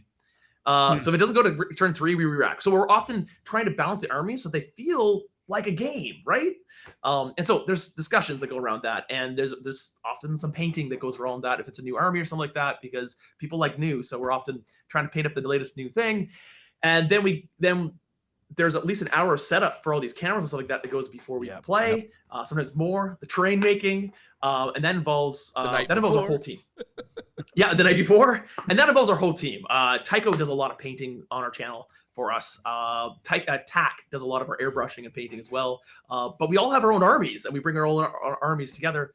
I'm in charge of a lot of the technical stuff, so I do a lot of the camera stuff like that. We have some people on our team that do it. We have at least one employee that's mostly doing video work for us now, so I don't have to film everything. Josh, and that's really nice. Somebody got yelled at for not putting the batteries back in the charger for the lavalier mics out there.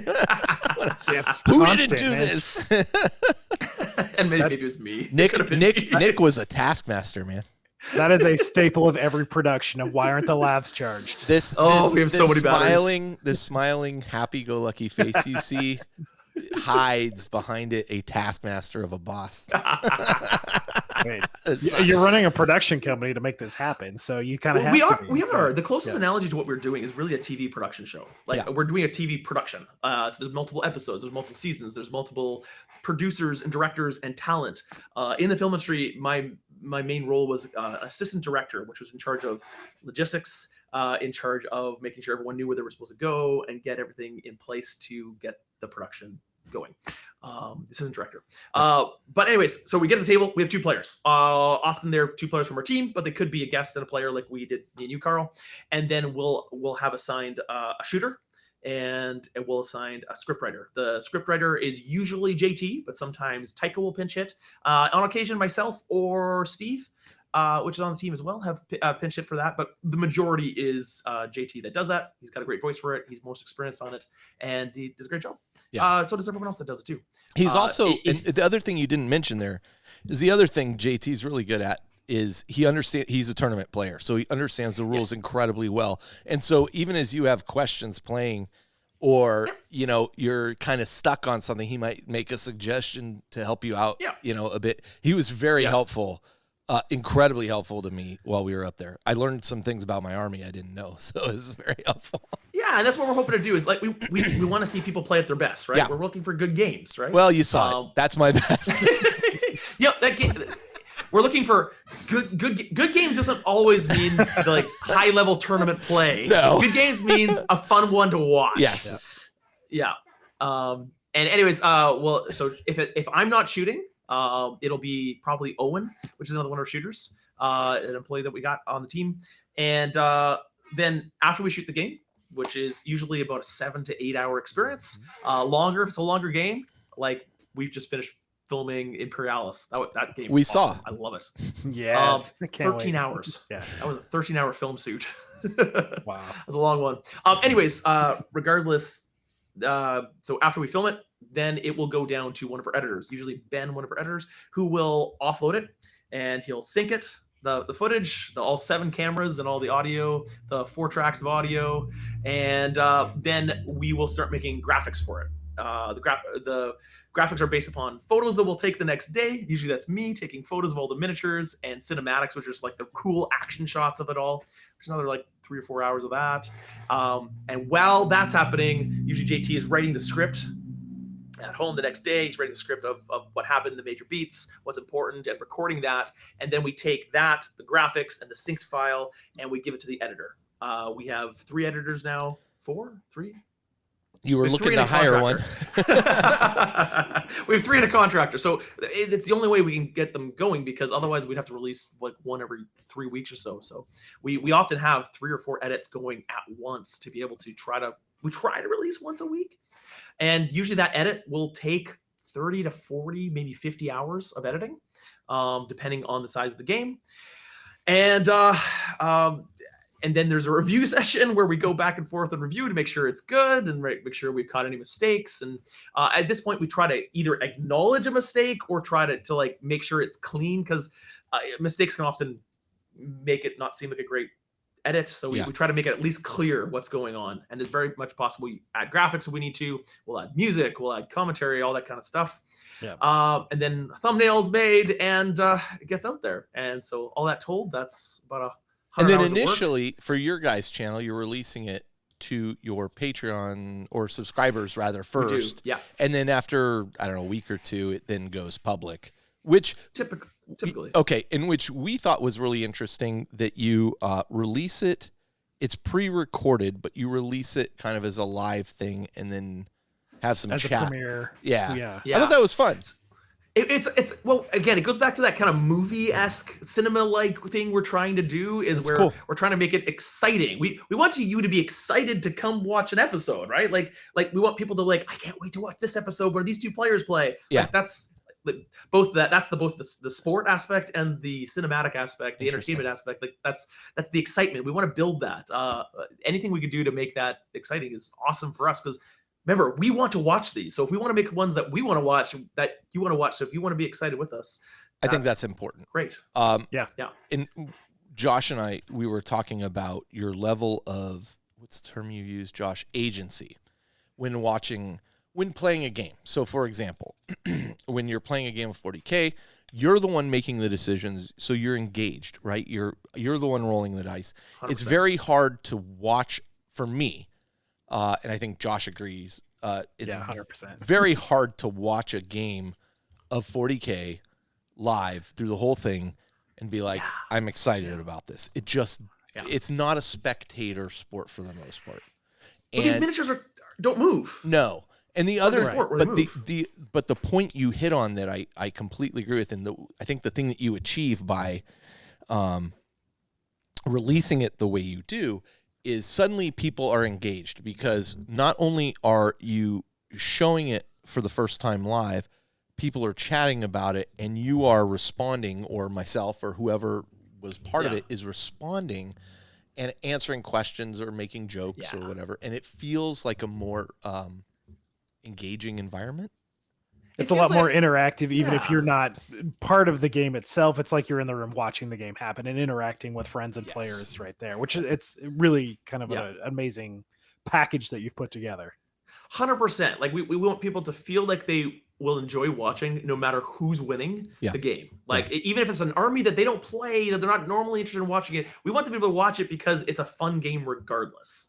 Yeah. Right. So putting a premiere out is one of the ways we do it. A big part of that too, Nick, is the players. One of the things we discovered, especially when filming live games, which we used to do, is if you don't have players that are engaged and talkative and talking you through what they're doing and making jokes, boy, is that a boring game. I think the worst game of 40K, and I've told this story before, but the worst game of 40K I ever played was a tournament game where the guy never said a word to me other than these guys are firing at this is firing at that. And then and he was crushing me. And at a certain point he goes, this is about the time people just concede. And I go, and I was the funny thing was he's wrong. I was just about to, but when he said that, I was like, no, we're going the distance. And I drag this out. I made him suffer through that whole game. And at the end, I had one Plague Marine champion left, and that was it. Just run around with the Plague champion. It's a Pyrrhic victory for you, though, Carl. We've just getting under his skin. We've had to do a lot of work and do a lot of retrospective after. Like, okay, so I think your delivery here was great, except for I think this part was maybe felt not as engaging. I think if you do this, that'd be different. So we've changed. One important thing is we stand at the table. Many people do stand, but I think it gives a little bit more energy to the table. Another thing is we look across from each other rather than beside each other. So there's a bit more of that sport aspect of you're looking at across from each other rather than just looking at the table. Get the head to head. Yeah, and the edited aspect of it allows us to cut out a lot of the boring stuff. Sure. A lot, so it makes us look like we're always engaged. That is very true, but I think that's an important piece too. You guys set out to do 40K in 40 minutes, and I know you made the joke to me that 49 minutes is still in the 40-minute mark, and I think ours went over 50, but which leads me to there was a lot of stuff we filmed that doesn't make it in there. And you I think I said something to you and you're like, oh, I'm really sorry. And I was like, no. It's the video's great. Don't get me wrong. I'm curious what happens to the remaining footage if you guys store that or use it later for other things, or it's just garbage at that point. There's not a lot of time to do a lot with that extra footage. We were recording, as it said, usually 5 hours of footage. That is across 7 cameras. I was gonna say per camera, that's 35 hours of footage. So that's a lot of footage, and we're not gonna use most of that. Yeah, of course. So to be honest, the stuff that doesn't make it in the video, we usually just trash it. The stuff we do keep is the cinematics and the cool photos of the armies and stuff like that. That stuff's always useful for the stuff for promotional purposes, or just the army comes up, or to be excited, or some montages later in the game. But there's just not a time to do anything more. We do an extended cut for our membership and patrons, and the cut it's we add what we call the aftermath, which is basically a post-battle discussion. So there's a bit more depth to it, so it's a longer cut to it. So there's a bit more, so there's more purpose to the early access, so it's not just the same video. But a lot of it, there's a lot that has to reach the cutting room floor, and sometimes you got to cut out whole things. You're like, man, this is a good joke, or this is a good bit, but you can't keep everything. No. Or it's not 40 minutes. I think that's completely reasonable, right? And listen, if there's one thing you and I both do, it's talk a lot. So, there's a lot to be said for trimming up our discussion. Yeah, and it's a lot different now that we have editors. Like when we first started, I was doing all the editing, and so I could just keep what I wanted, right? Yeah. But now that we have editors, sometimes I'll get the edit back from the editors and be like, "Hey, what about this bit?" It's like, "Yeah, I couldn't fit it in." I was like, "Well, maybe you could have. Maybe you could have just done this part here." And just of course. So sometimes there's that bit of that back and forth of trying to figure out what they think is the more optimal purpose of it. But I asked you this question while you and I were talking up there previously, and I think I got the answer right, but. Because I reiterated it earlier in the show, but I asked you, is this still all a lot of fun, or is it just sometimes just work? And what's your kind of take on that? I mean, it is a job at this point. We've made ourselves a job. I'm working at it full time, which is sometimes insane. It's the that dream, I get right? to do this full time. That's awesome. Like I'm literally playing games full time. But what I think what a lot of people don't realize is I'm not just sitting there rolling for fun. Like there's deadlines. I have to make sure that these edits get done or the filming gets done. Or when I was filming with you, Carl, I was also the shooter. Yeah. So that meant I was also making sure that all the cameras were running properly, that none of them were cutting out or doing weird things. I was double checking that all the audio was working properly. Right. In addition to making sure my army was played properly, in addition to double checking, because it's part of my job is to make sure that that the guest is experiencing a good time too. Do anything I need to make sure that happens to make sure that is a good experience for you as well, to make sure all those things. So there's a lot of things that go into it that is, work. So what I'm hearing is he did all that and still crushed me, Josh. Wearing a lot of hats. One of them's the commissar hat up top. But it's what I wanted to do, right? Yeah. I wanted to get into film. And so I wanted to make stuff that people wanted to watch. And that's what I'm doing. And that's so fulfilling. Yeah, I'll bet. The amount of comments we get of people just being encouraged by what we do, is insane. Yeah. And frankly humbling. And the fact that people want to support us, we are just regular schmucks. None of us are really experts at any of this. Yeah. None of us know what we're doing, but apparently people want to support us and they're encouraged by us, and that's really, really impactful and amazing and keeps us going. When we see I those think awesome comments. The other exciting thing there is, this plays into, not that I want PlayOn Tabletop to end, but at some point, if you move on to something else, you have something you can show to say, look, this is what we were doing, and you can see the quality of what we have done. It's really cool to feel like we've done something that's impacted that many people. Sure. And impacted, say, battle reports. Even at the very least, we changed battle reports. I don't think we're going back. I think if you want to succeed at battle reports, I think you have to really make sure you're approaching it with a unique take and that you can communicate something great. Sounds very similar to what we've said about people who come and say, I want to do a podcast. How are you going to do it different than what everybody else is doing?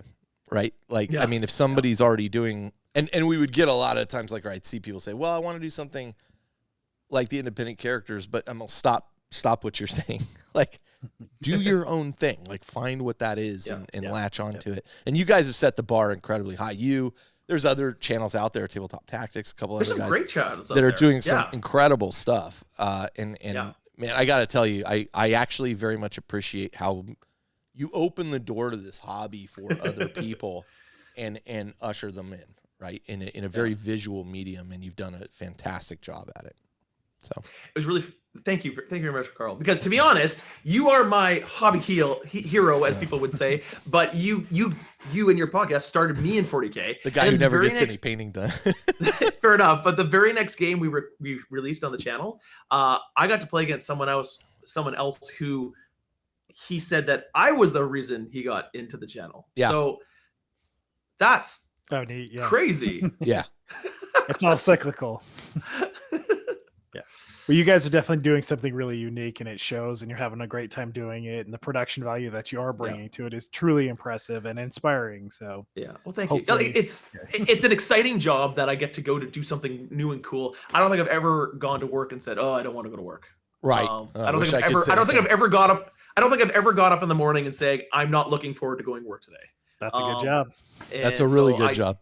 Yeah. Josh and I are trying to find that job right now.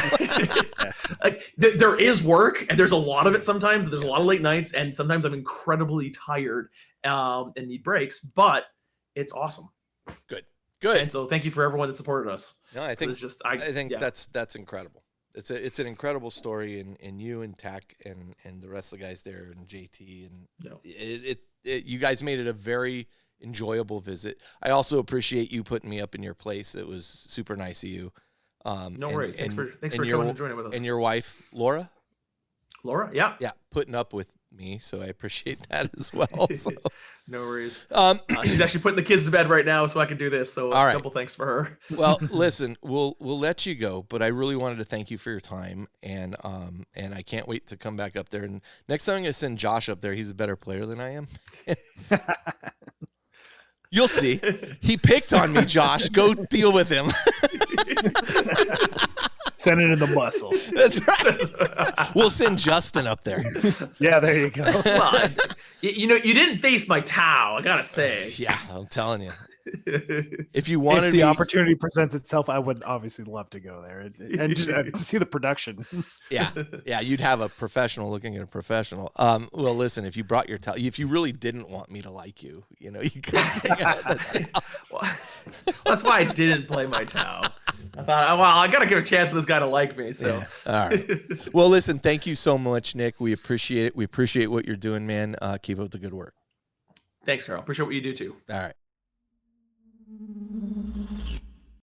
All right. And so now we're here with Adam Abramowicz, and you represent the Army Painter, but we wanted to bring you on the show for a number of reasons. So, First off, you're a gamer, and we were just talking before we started recording, and you actually used to live in my town, which is not a big town. Yeah. So it's kind of funny. It's very popular in the other industry I used to work in. Oh, it was bicycles, right? Specialized Bikes. Yeah, Specialized Bikes was here. That's funny. Yeah, I was at Bell Helmets for 15 years. Yeah. You're speaking Josh's language. Yeah, that's funny. So, world. So you made a move to go from your previous role to the Army Painter. But before we talk about that, let's talk a little bit about how you got into gaming and 40K specifically, and what led you kind of down this path. So actually, my beginnings, it's a funny story. I was probably 11 or 12 years old, visiting my cousins they were in northern upstate New York at the time. Mm-hmm.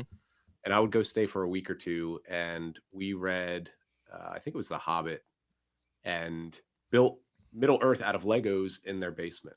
And nice. At the tail end of one of the trips up there, we went to a mall, and there was a Games Workshop store. And in the front window, we saw elves, we saw, humans, we saw orcs, right? So it was kind of like what we were trying to do with the Legos in the basement, but actual much cooler models. Right. Not that Legos aren't cool.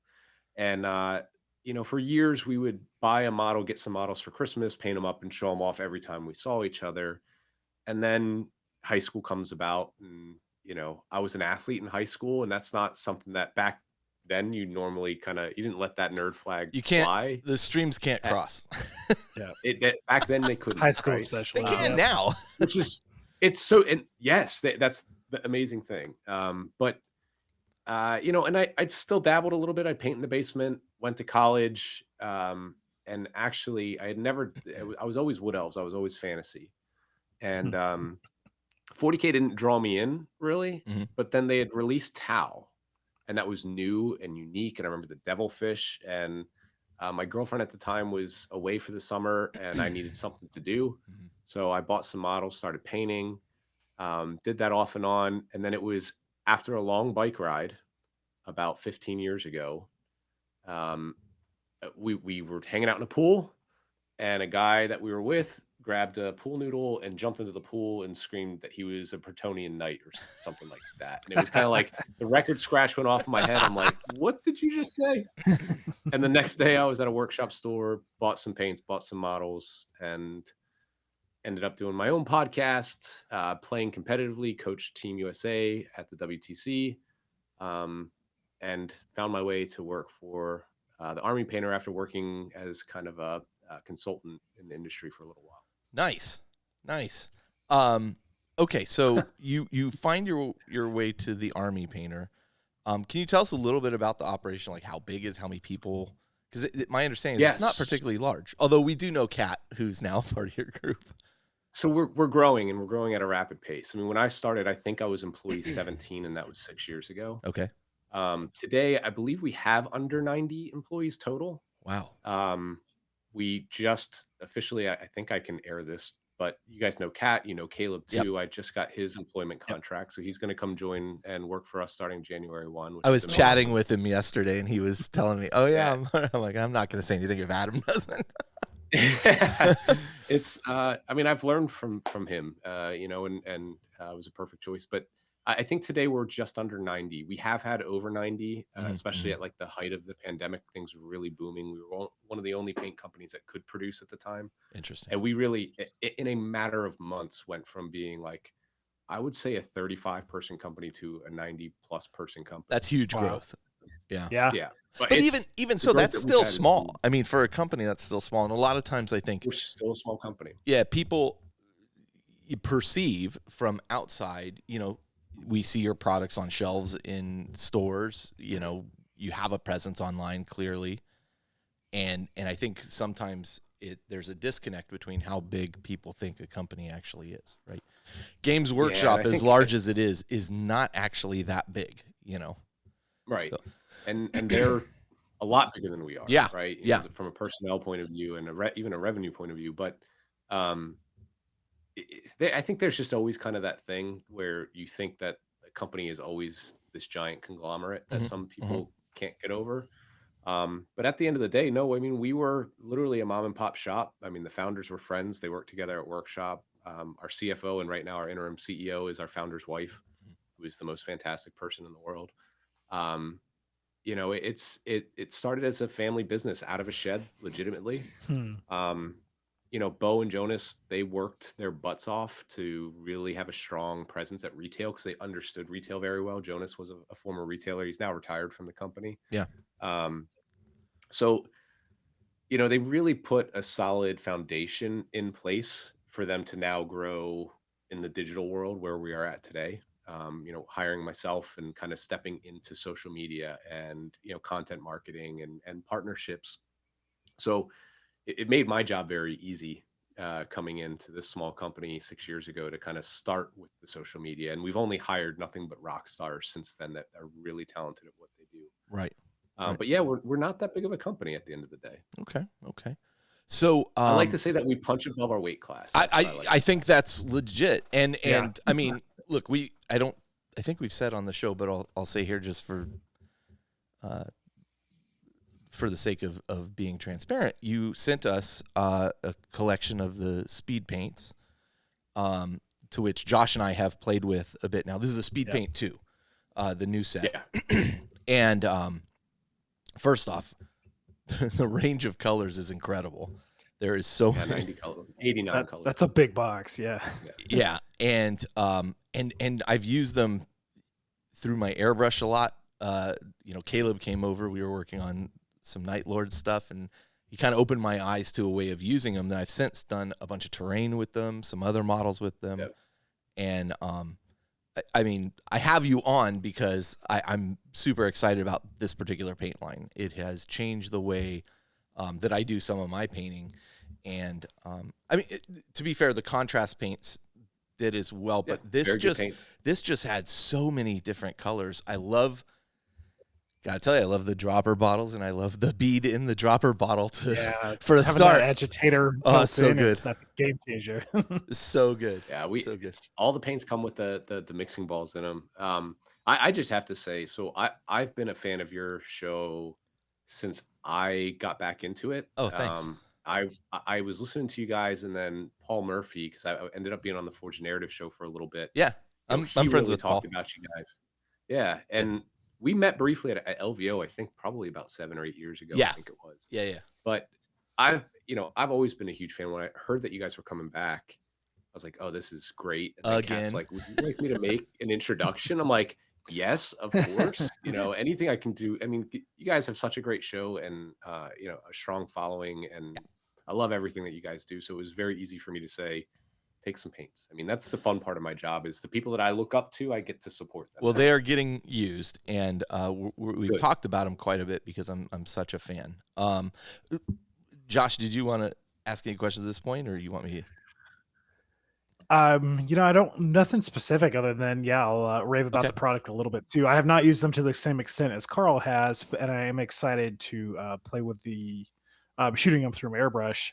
But what I have done is just a little bit of slap chop with some resin printed minis for RPG stuff, and was really happy with the color saturation, the range of colors, how many things you can kind of even mix together from there. And it's a really impressive line. And so the metallics, I was pleasantly surprised for a speed paint metallic, how well they cover, and that just kind of metallic sheen that's in there is truly impressive. It was Caleb that told me about the metallics. He says, "Have you tried the metallics yet?" And I said, "No." And then I just tried them with my Black Legion, and I'm like, "Oh wow, these are really, really good." So when we started developing those, and we said, why don't we try and do it? Because that's how a lot of this stuff starts, is can we do it? Nobody else is doing it. We kind of have this motto, be first or be better. That's always our attempt when we're doing a new product, right? And the first time I used it, I was like, this is very strange. It's not the visceral reaction that I had to it was like, this is not like metallic paints that I've used before. I hate painting metallics. I've never enjoyed painting it. I was always let's paint it black and dry brush it and avoid painting gold. And I have painting awards. Like it didn't work for me. Now I really enjoy using it. And I knew going into this and starting the promotions, talking to content creators and talking to media who are going to be reviewing the product, so what's up with the speed paint metallics? And I said to them very honestly, I said, I think it's going to be very polarizing. I think that, half the people are going to say, it's not for me. I like the way that I paint metallics. And the other half are going to absolutely rave about it. Sure. And what's been interesting as of late is that I'm getting people like Caleb coming to me and Vince Ventruella saying, what is this stuff? Where did this come from? I don't understand it. It's really cool. And that's what I love about creating products that are different, because people will then find different uses for it that maybe they weren't initially intended. And just really put it to use. And it's amazing to see what hobbyists of all skill levels can do with the range. And so just for clarification, because you had a speed paint line that came out in competition at the time, I felt, with Contrast. Then you kind of went back to the drawing board, re-engineered this. I saw that you brought out Brent and a couple other people to give them a try and get their opinion on them. What was the impetus for switching from 1.0 to 2.0? So there's a lot. So number one, the number one goal that we had going into it was to expand the color range. Because as soon as we launched it, the 23 colors with the medium, retailers and customers are like, when are we going to get more? We thought that was all that you could. It's such a highly pigmented range. Like, you're going to get a lot of samey. You see that when you get to 90. There's some that they're very similar, close, but they have light nuances, right? Especially in the blues and the turquoises, right? But people want options at the end of the day. And if you can make it easier for them, they have to mix less, and that's a better product. But at the same time, there was this hotly debated characteristic of the original formula. The actual term for it is called pigment flotation or pigment floating, because they are so richly pigmented and highly pigmented. And the amount of medium that you use is much less, and you're not using a chalky covering medium with it. It's transparent medium. The pigments become more fragile, and what happens is when that resin cures, pigments dry on top. What I don't think a lot of painters realize is that your yellow, red, green pigments, you think that they cover bad because they don't have enough pigment. They actually have a lot of pigment because they are weak pigments. So you need more of that in there, and they're in a base that's not conducive to coverage, right? So these paints have even more pigmentation in them, which can make them finicky to work with, and yada, yada, yada. So pigment is actually drying on top. So if you don't let it sit, or you live in a humid environment, if you tried to paint white over top too soon, you would get bleed through. So the pigment would work its way through because it's being reactivated because of the floating pigments. Some people found this a useful tool. Dana Howe, which is why when we endeavored to do this, we wanted her insight on it. because she used this as an advantage.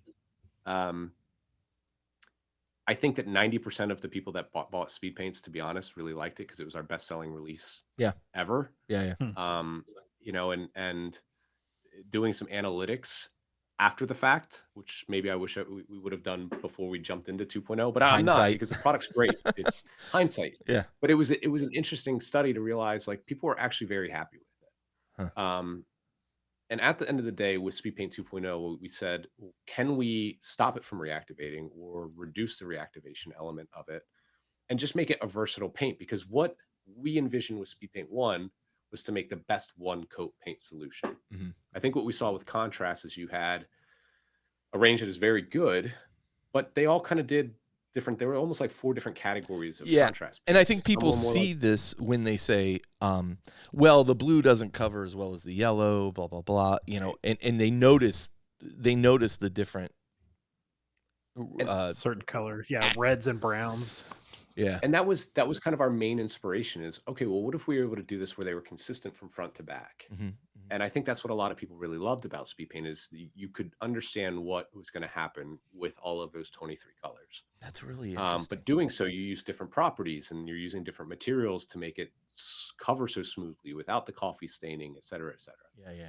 Yeah.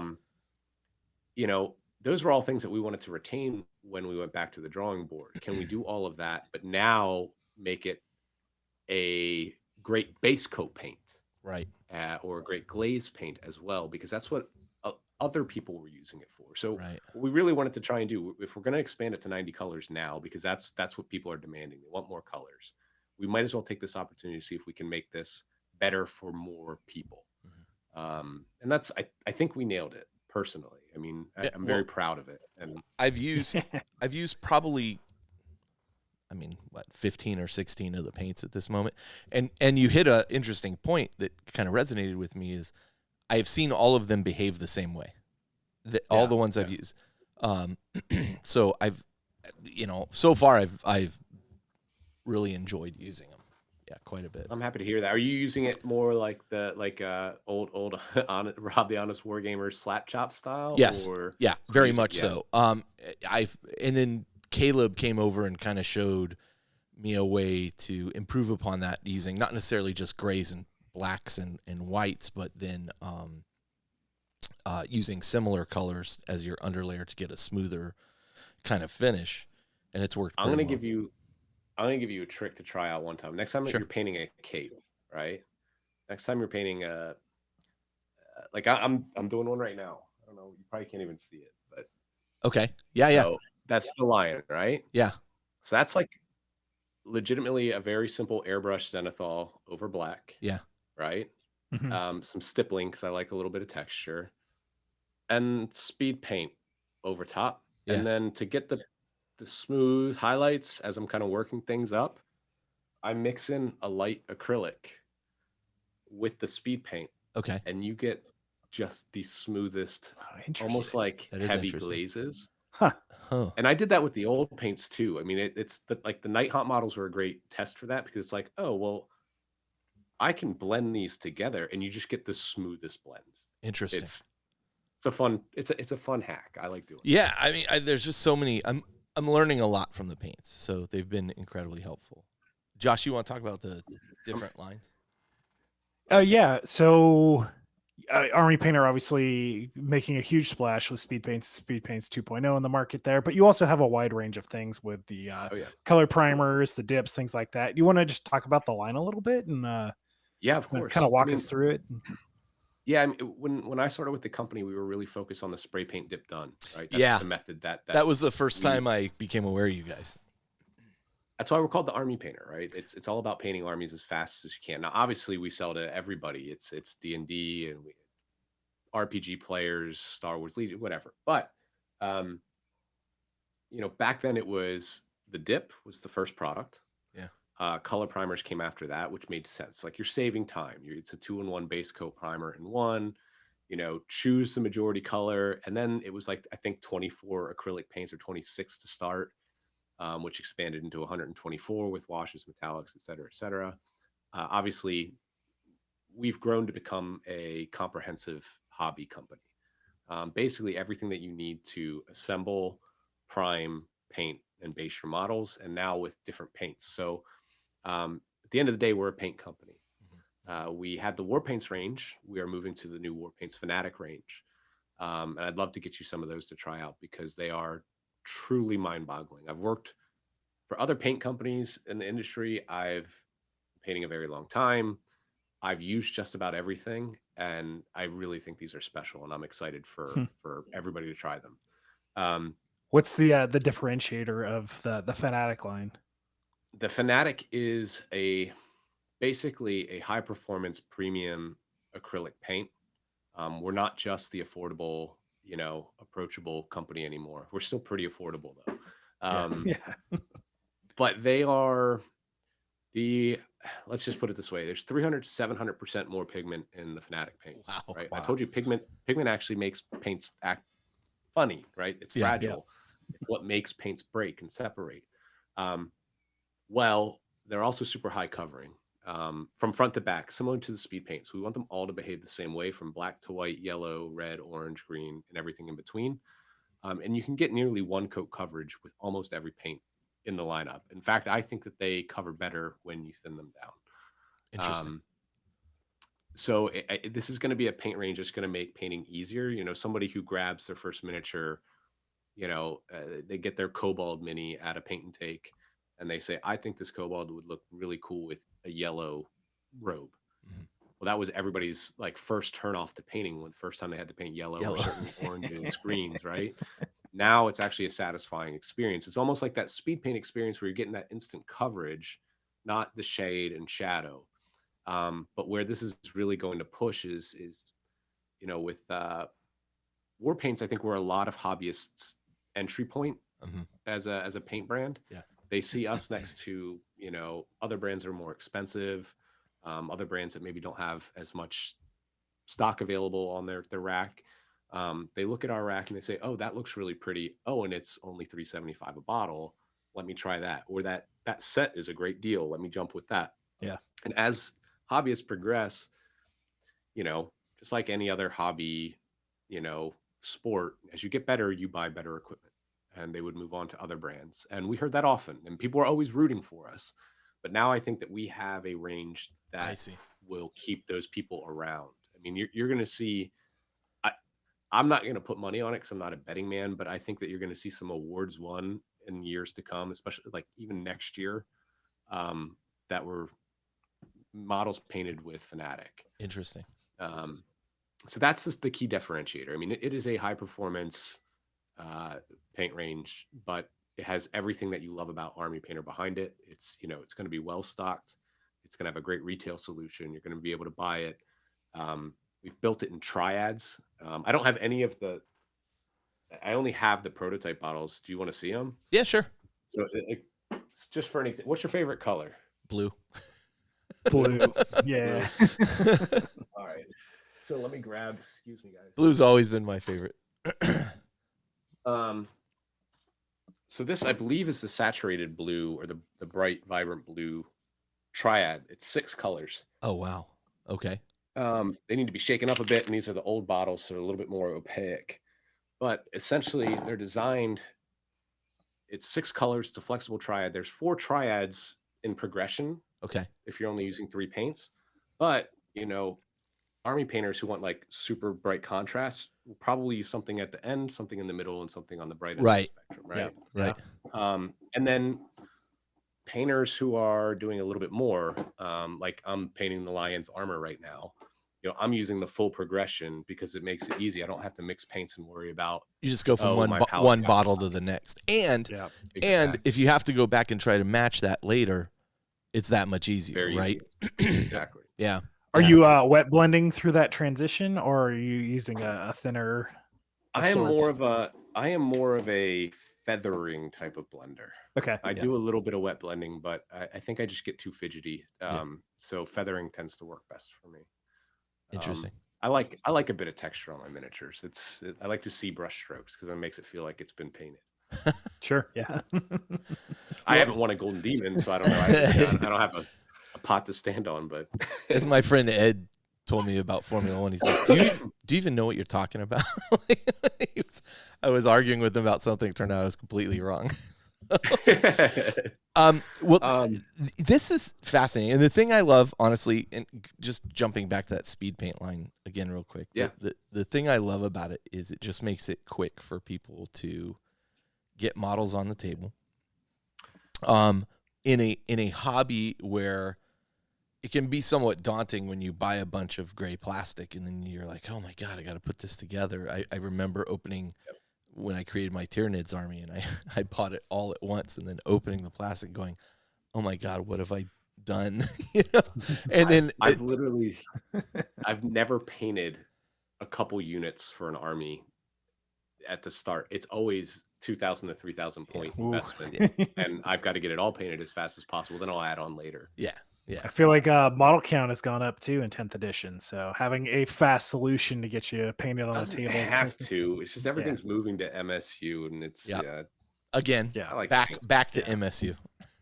Yeah, that was the king and 5th edition all over again. That's right. Yep. I'm an advocate of having a good theme to your army, even if you're playing competitively. So that I like a nice representation of scale throughout. Like if there's not at least one monster, I'd like to have two at least. A couple tanks. Listen, it's not an army to me. We talked to Nick from PlayOn Tabletop Art of War earlier. PlayOn Tabletop earlier in the PlayOn. Okay. Yeah. And I went up to Vancouver and played him, and he stomped me. Now, mind you, if you watch the video, everybody who watches it like, God, your rolling is really bad. I'm like, dice were yes, I am aware. But a number of commenters were saying, how come he's playing Thousand Suns? He doesn't have Magnus. And I'm like, because I wanted to make an army that was he can't be at every fight. I wanted to make an army that was Magnus. You need Fate Weaver. You need a Lord of Change. Yeah. You got to bring the big boys out. I wanted something that was representative of a whole bunch of stuff, so I had a theme. And so I didn't have Magnus and 8 exalted sorcerers. So I'm all about theme. And that theme was roll 2s. Are you going to be at LVO? Are you going to be at LVO this year? I am not. You got to see my Hussar themed Imperial Guard army. Oh my God. Oh, neat. I just got 20 to 30 cavalry with Vic, you should check out they're nasty. They're nasty on the charge. Victoria did a really good job. Yeah, they're a lot of fun. Yeah.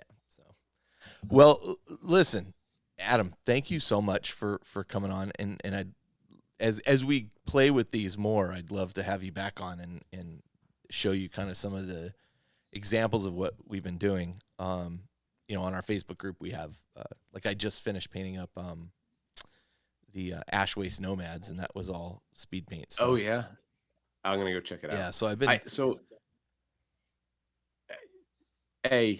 thank you for having me on. This is like a hobby, hobby bucket list item checked off. Okay. Got to sit on independent characters. Well, it won't be the only time, so we'll have you back for sure. We'll have you back for sure. I have a note on my official notebook, and if it makes it to my notebook, that means it's important. I'm going to make sure that I get you a complete set so you can play with the rest of the colors. And after we get the Fanatic release out, I would love to get your opinion on that as well. Yeah, I think Josh would probably be the best person to mess with the Fanatic dive stuff. into those, especially. Yeah. So, I've been using a lot of Scale 75 over the years, so I'd be really curious to see how they compare. And I hate their greens because they just the gel medium in there is too thick. So I'm really excited to hear that you've got the consistency kind of figured out across color ranges in greens, especially to take that for a test drive.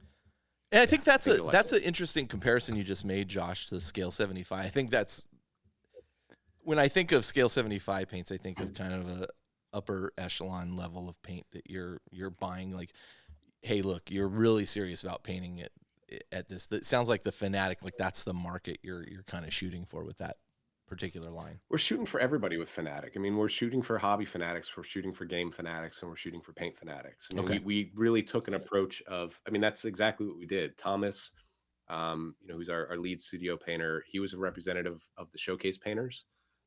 Bo, who, founder of the company, built the army painting company. He Danish national team member, likes to stomp faces. I've never beat him before.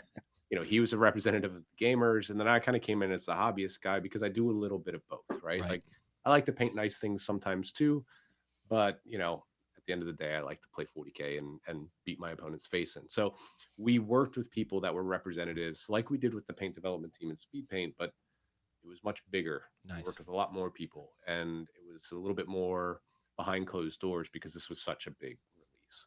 Nice. But yeah, that was our main goal. It's for fanatics of all skill levels and different backgrounds in the hobby. Yeah, awesome. That's exciting. All right, Adam. Well, thank you so much for your time, and we will talk to you again soon.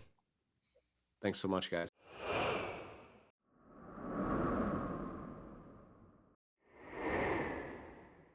Time to close out the show, Josh. And here we are again. Again, I want to thank both Adam and Nick there for joining us. Great couple of guys, and it's always great to meet other people in the hobby that share kind of the same passions you do. And so I'm super stoked to have met both those individuals. And all joking aside, we do got to get you up there to declare victory for me. Hey, you picked on me, Josh. Hearing how much Nick loves Legions Imperialis, maybe that's what I'm going up there for. There you go. Oh yeah, yeah. Take it to him, Josh. And I play Thousand Suns, which people like. So that's right. And maybe by that point, I'll have Magnus. That's right. Anyway, thank you so much for listening to the episode 228. We really do appreciate it. If you're looking to engage with us more, we have a Facebook group, which is always full of great stuff and great people, very positive minded. What else do we got? We've got a Patreon. We've got a YouTube channel. We got Discord, Facebook. Yeah. All kinds of good email. Stuff. Email. Josh at theindependentcharacters.com. Carl at theindependentcharacters.com. No A in independent. And people still get bounces,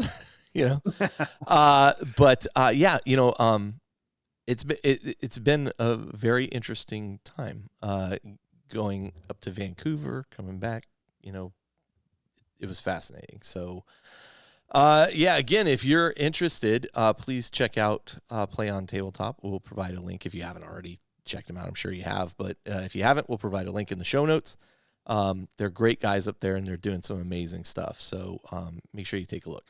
And again, I can't speak highly enough about these Speedpaints. Pick up one or two, give them a try, and tell me if I'm wrong, but I don't think you will. So I've been painting for 30 plus years and have my recipes really dialed in, and I was still blown away with the ease of which they are and the results that they get. Some of the colors, especially that are historically more involved to get to that level, is just it's really that easy. It's so funny when Adam's like, "What's your favorite color?" Blue. I was like, not even a second hesitation there from me. I know exactly. Here's 8 of them. Yeah, here's 8 blues. I think Reaper was doing like the triads, like they would have 3 colors of the fading, but like, man, I'm pretty excited about those. So anyway, let's wrap it up. So Josh, thanks so much for joining us. I'm glad we did this remote. It came out, I think, pretty well. But I'm looking forward to having you in studio for our next episode, which I think we're doing our Christmas end of year special. So your year in review. Year in review. Oh boy, wrapping up the year. Oh buddy, that's It's been a busy year. That's gonna be a long episode. I'm telling you, let's just say I'm glad I saved all the emails from GW. So. That one's going to take me a lot of time to compile the video assets for. Sorry, but I'll try to gather all the photos for you. Anyway, until next time, this is Carl. This is Josh. And we're coming to you from around about the Astronomicon, where we let the professionals do the quote-unquote battle reports. And where agency and engagement rule the day. There you are. All right, we'll catch you next time.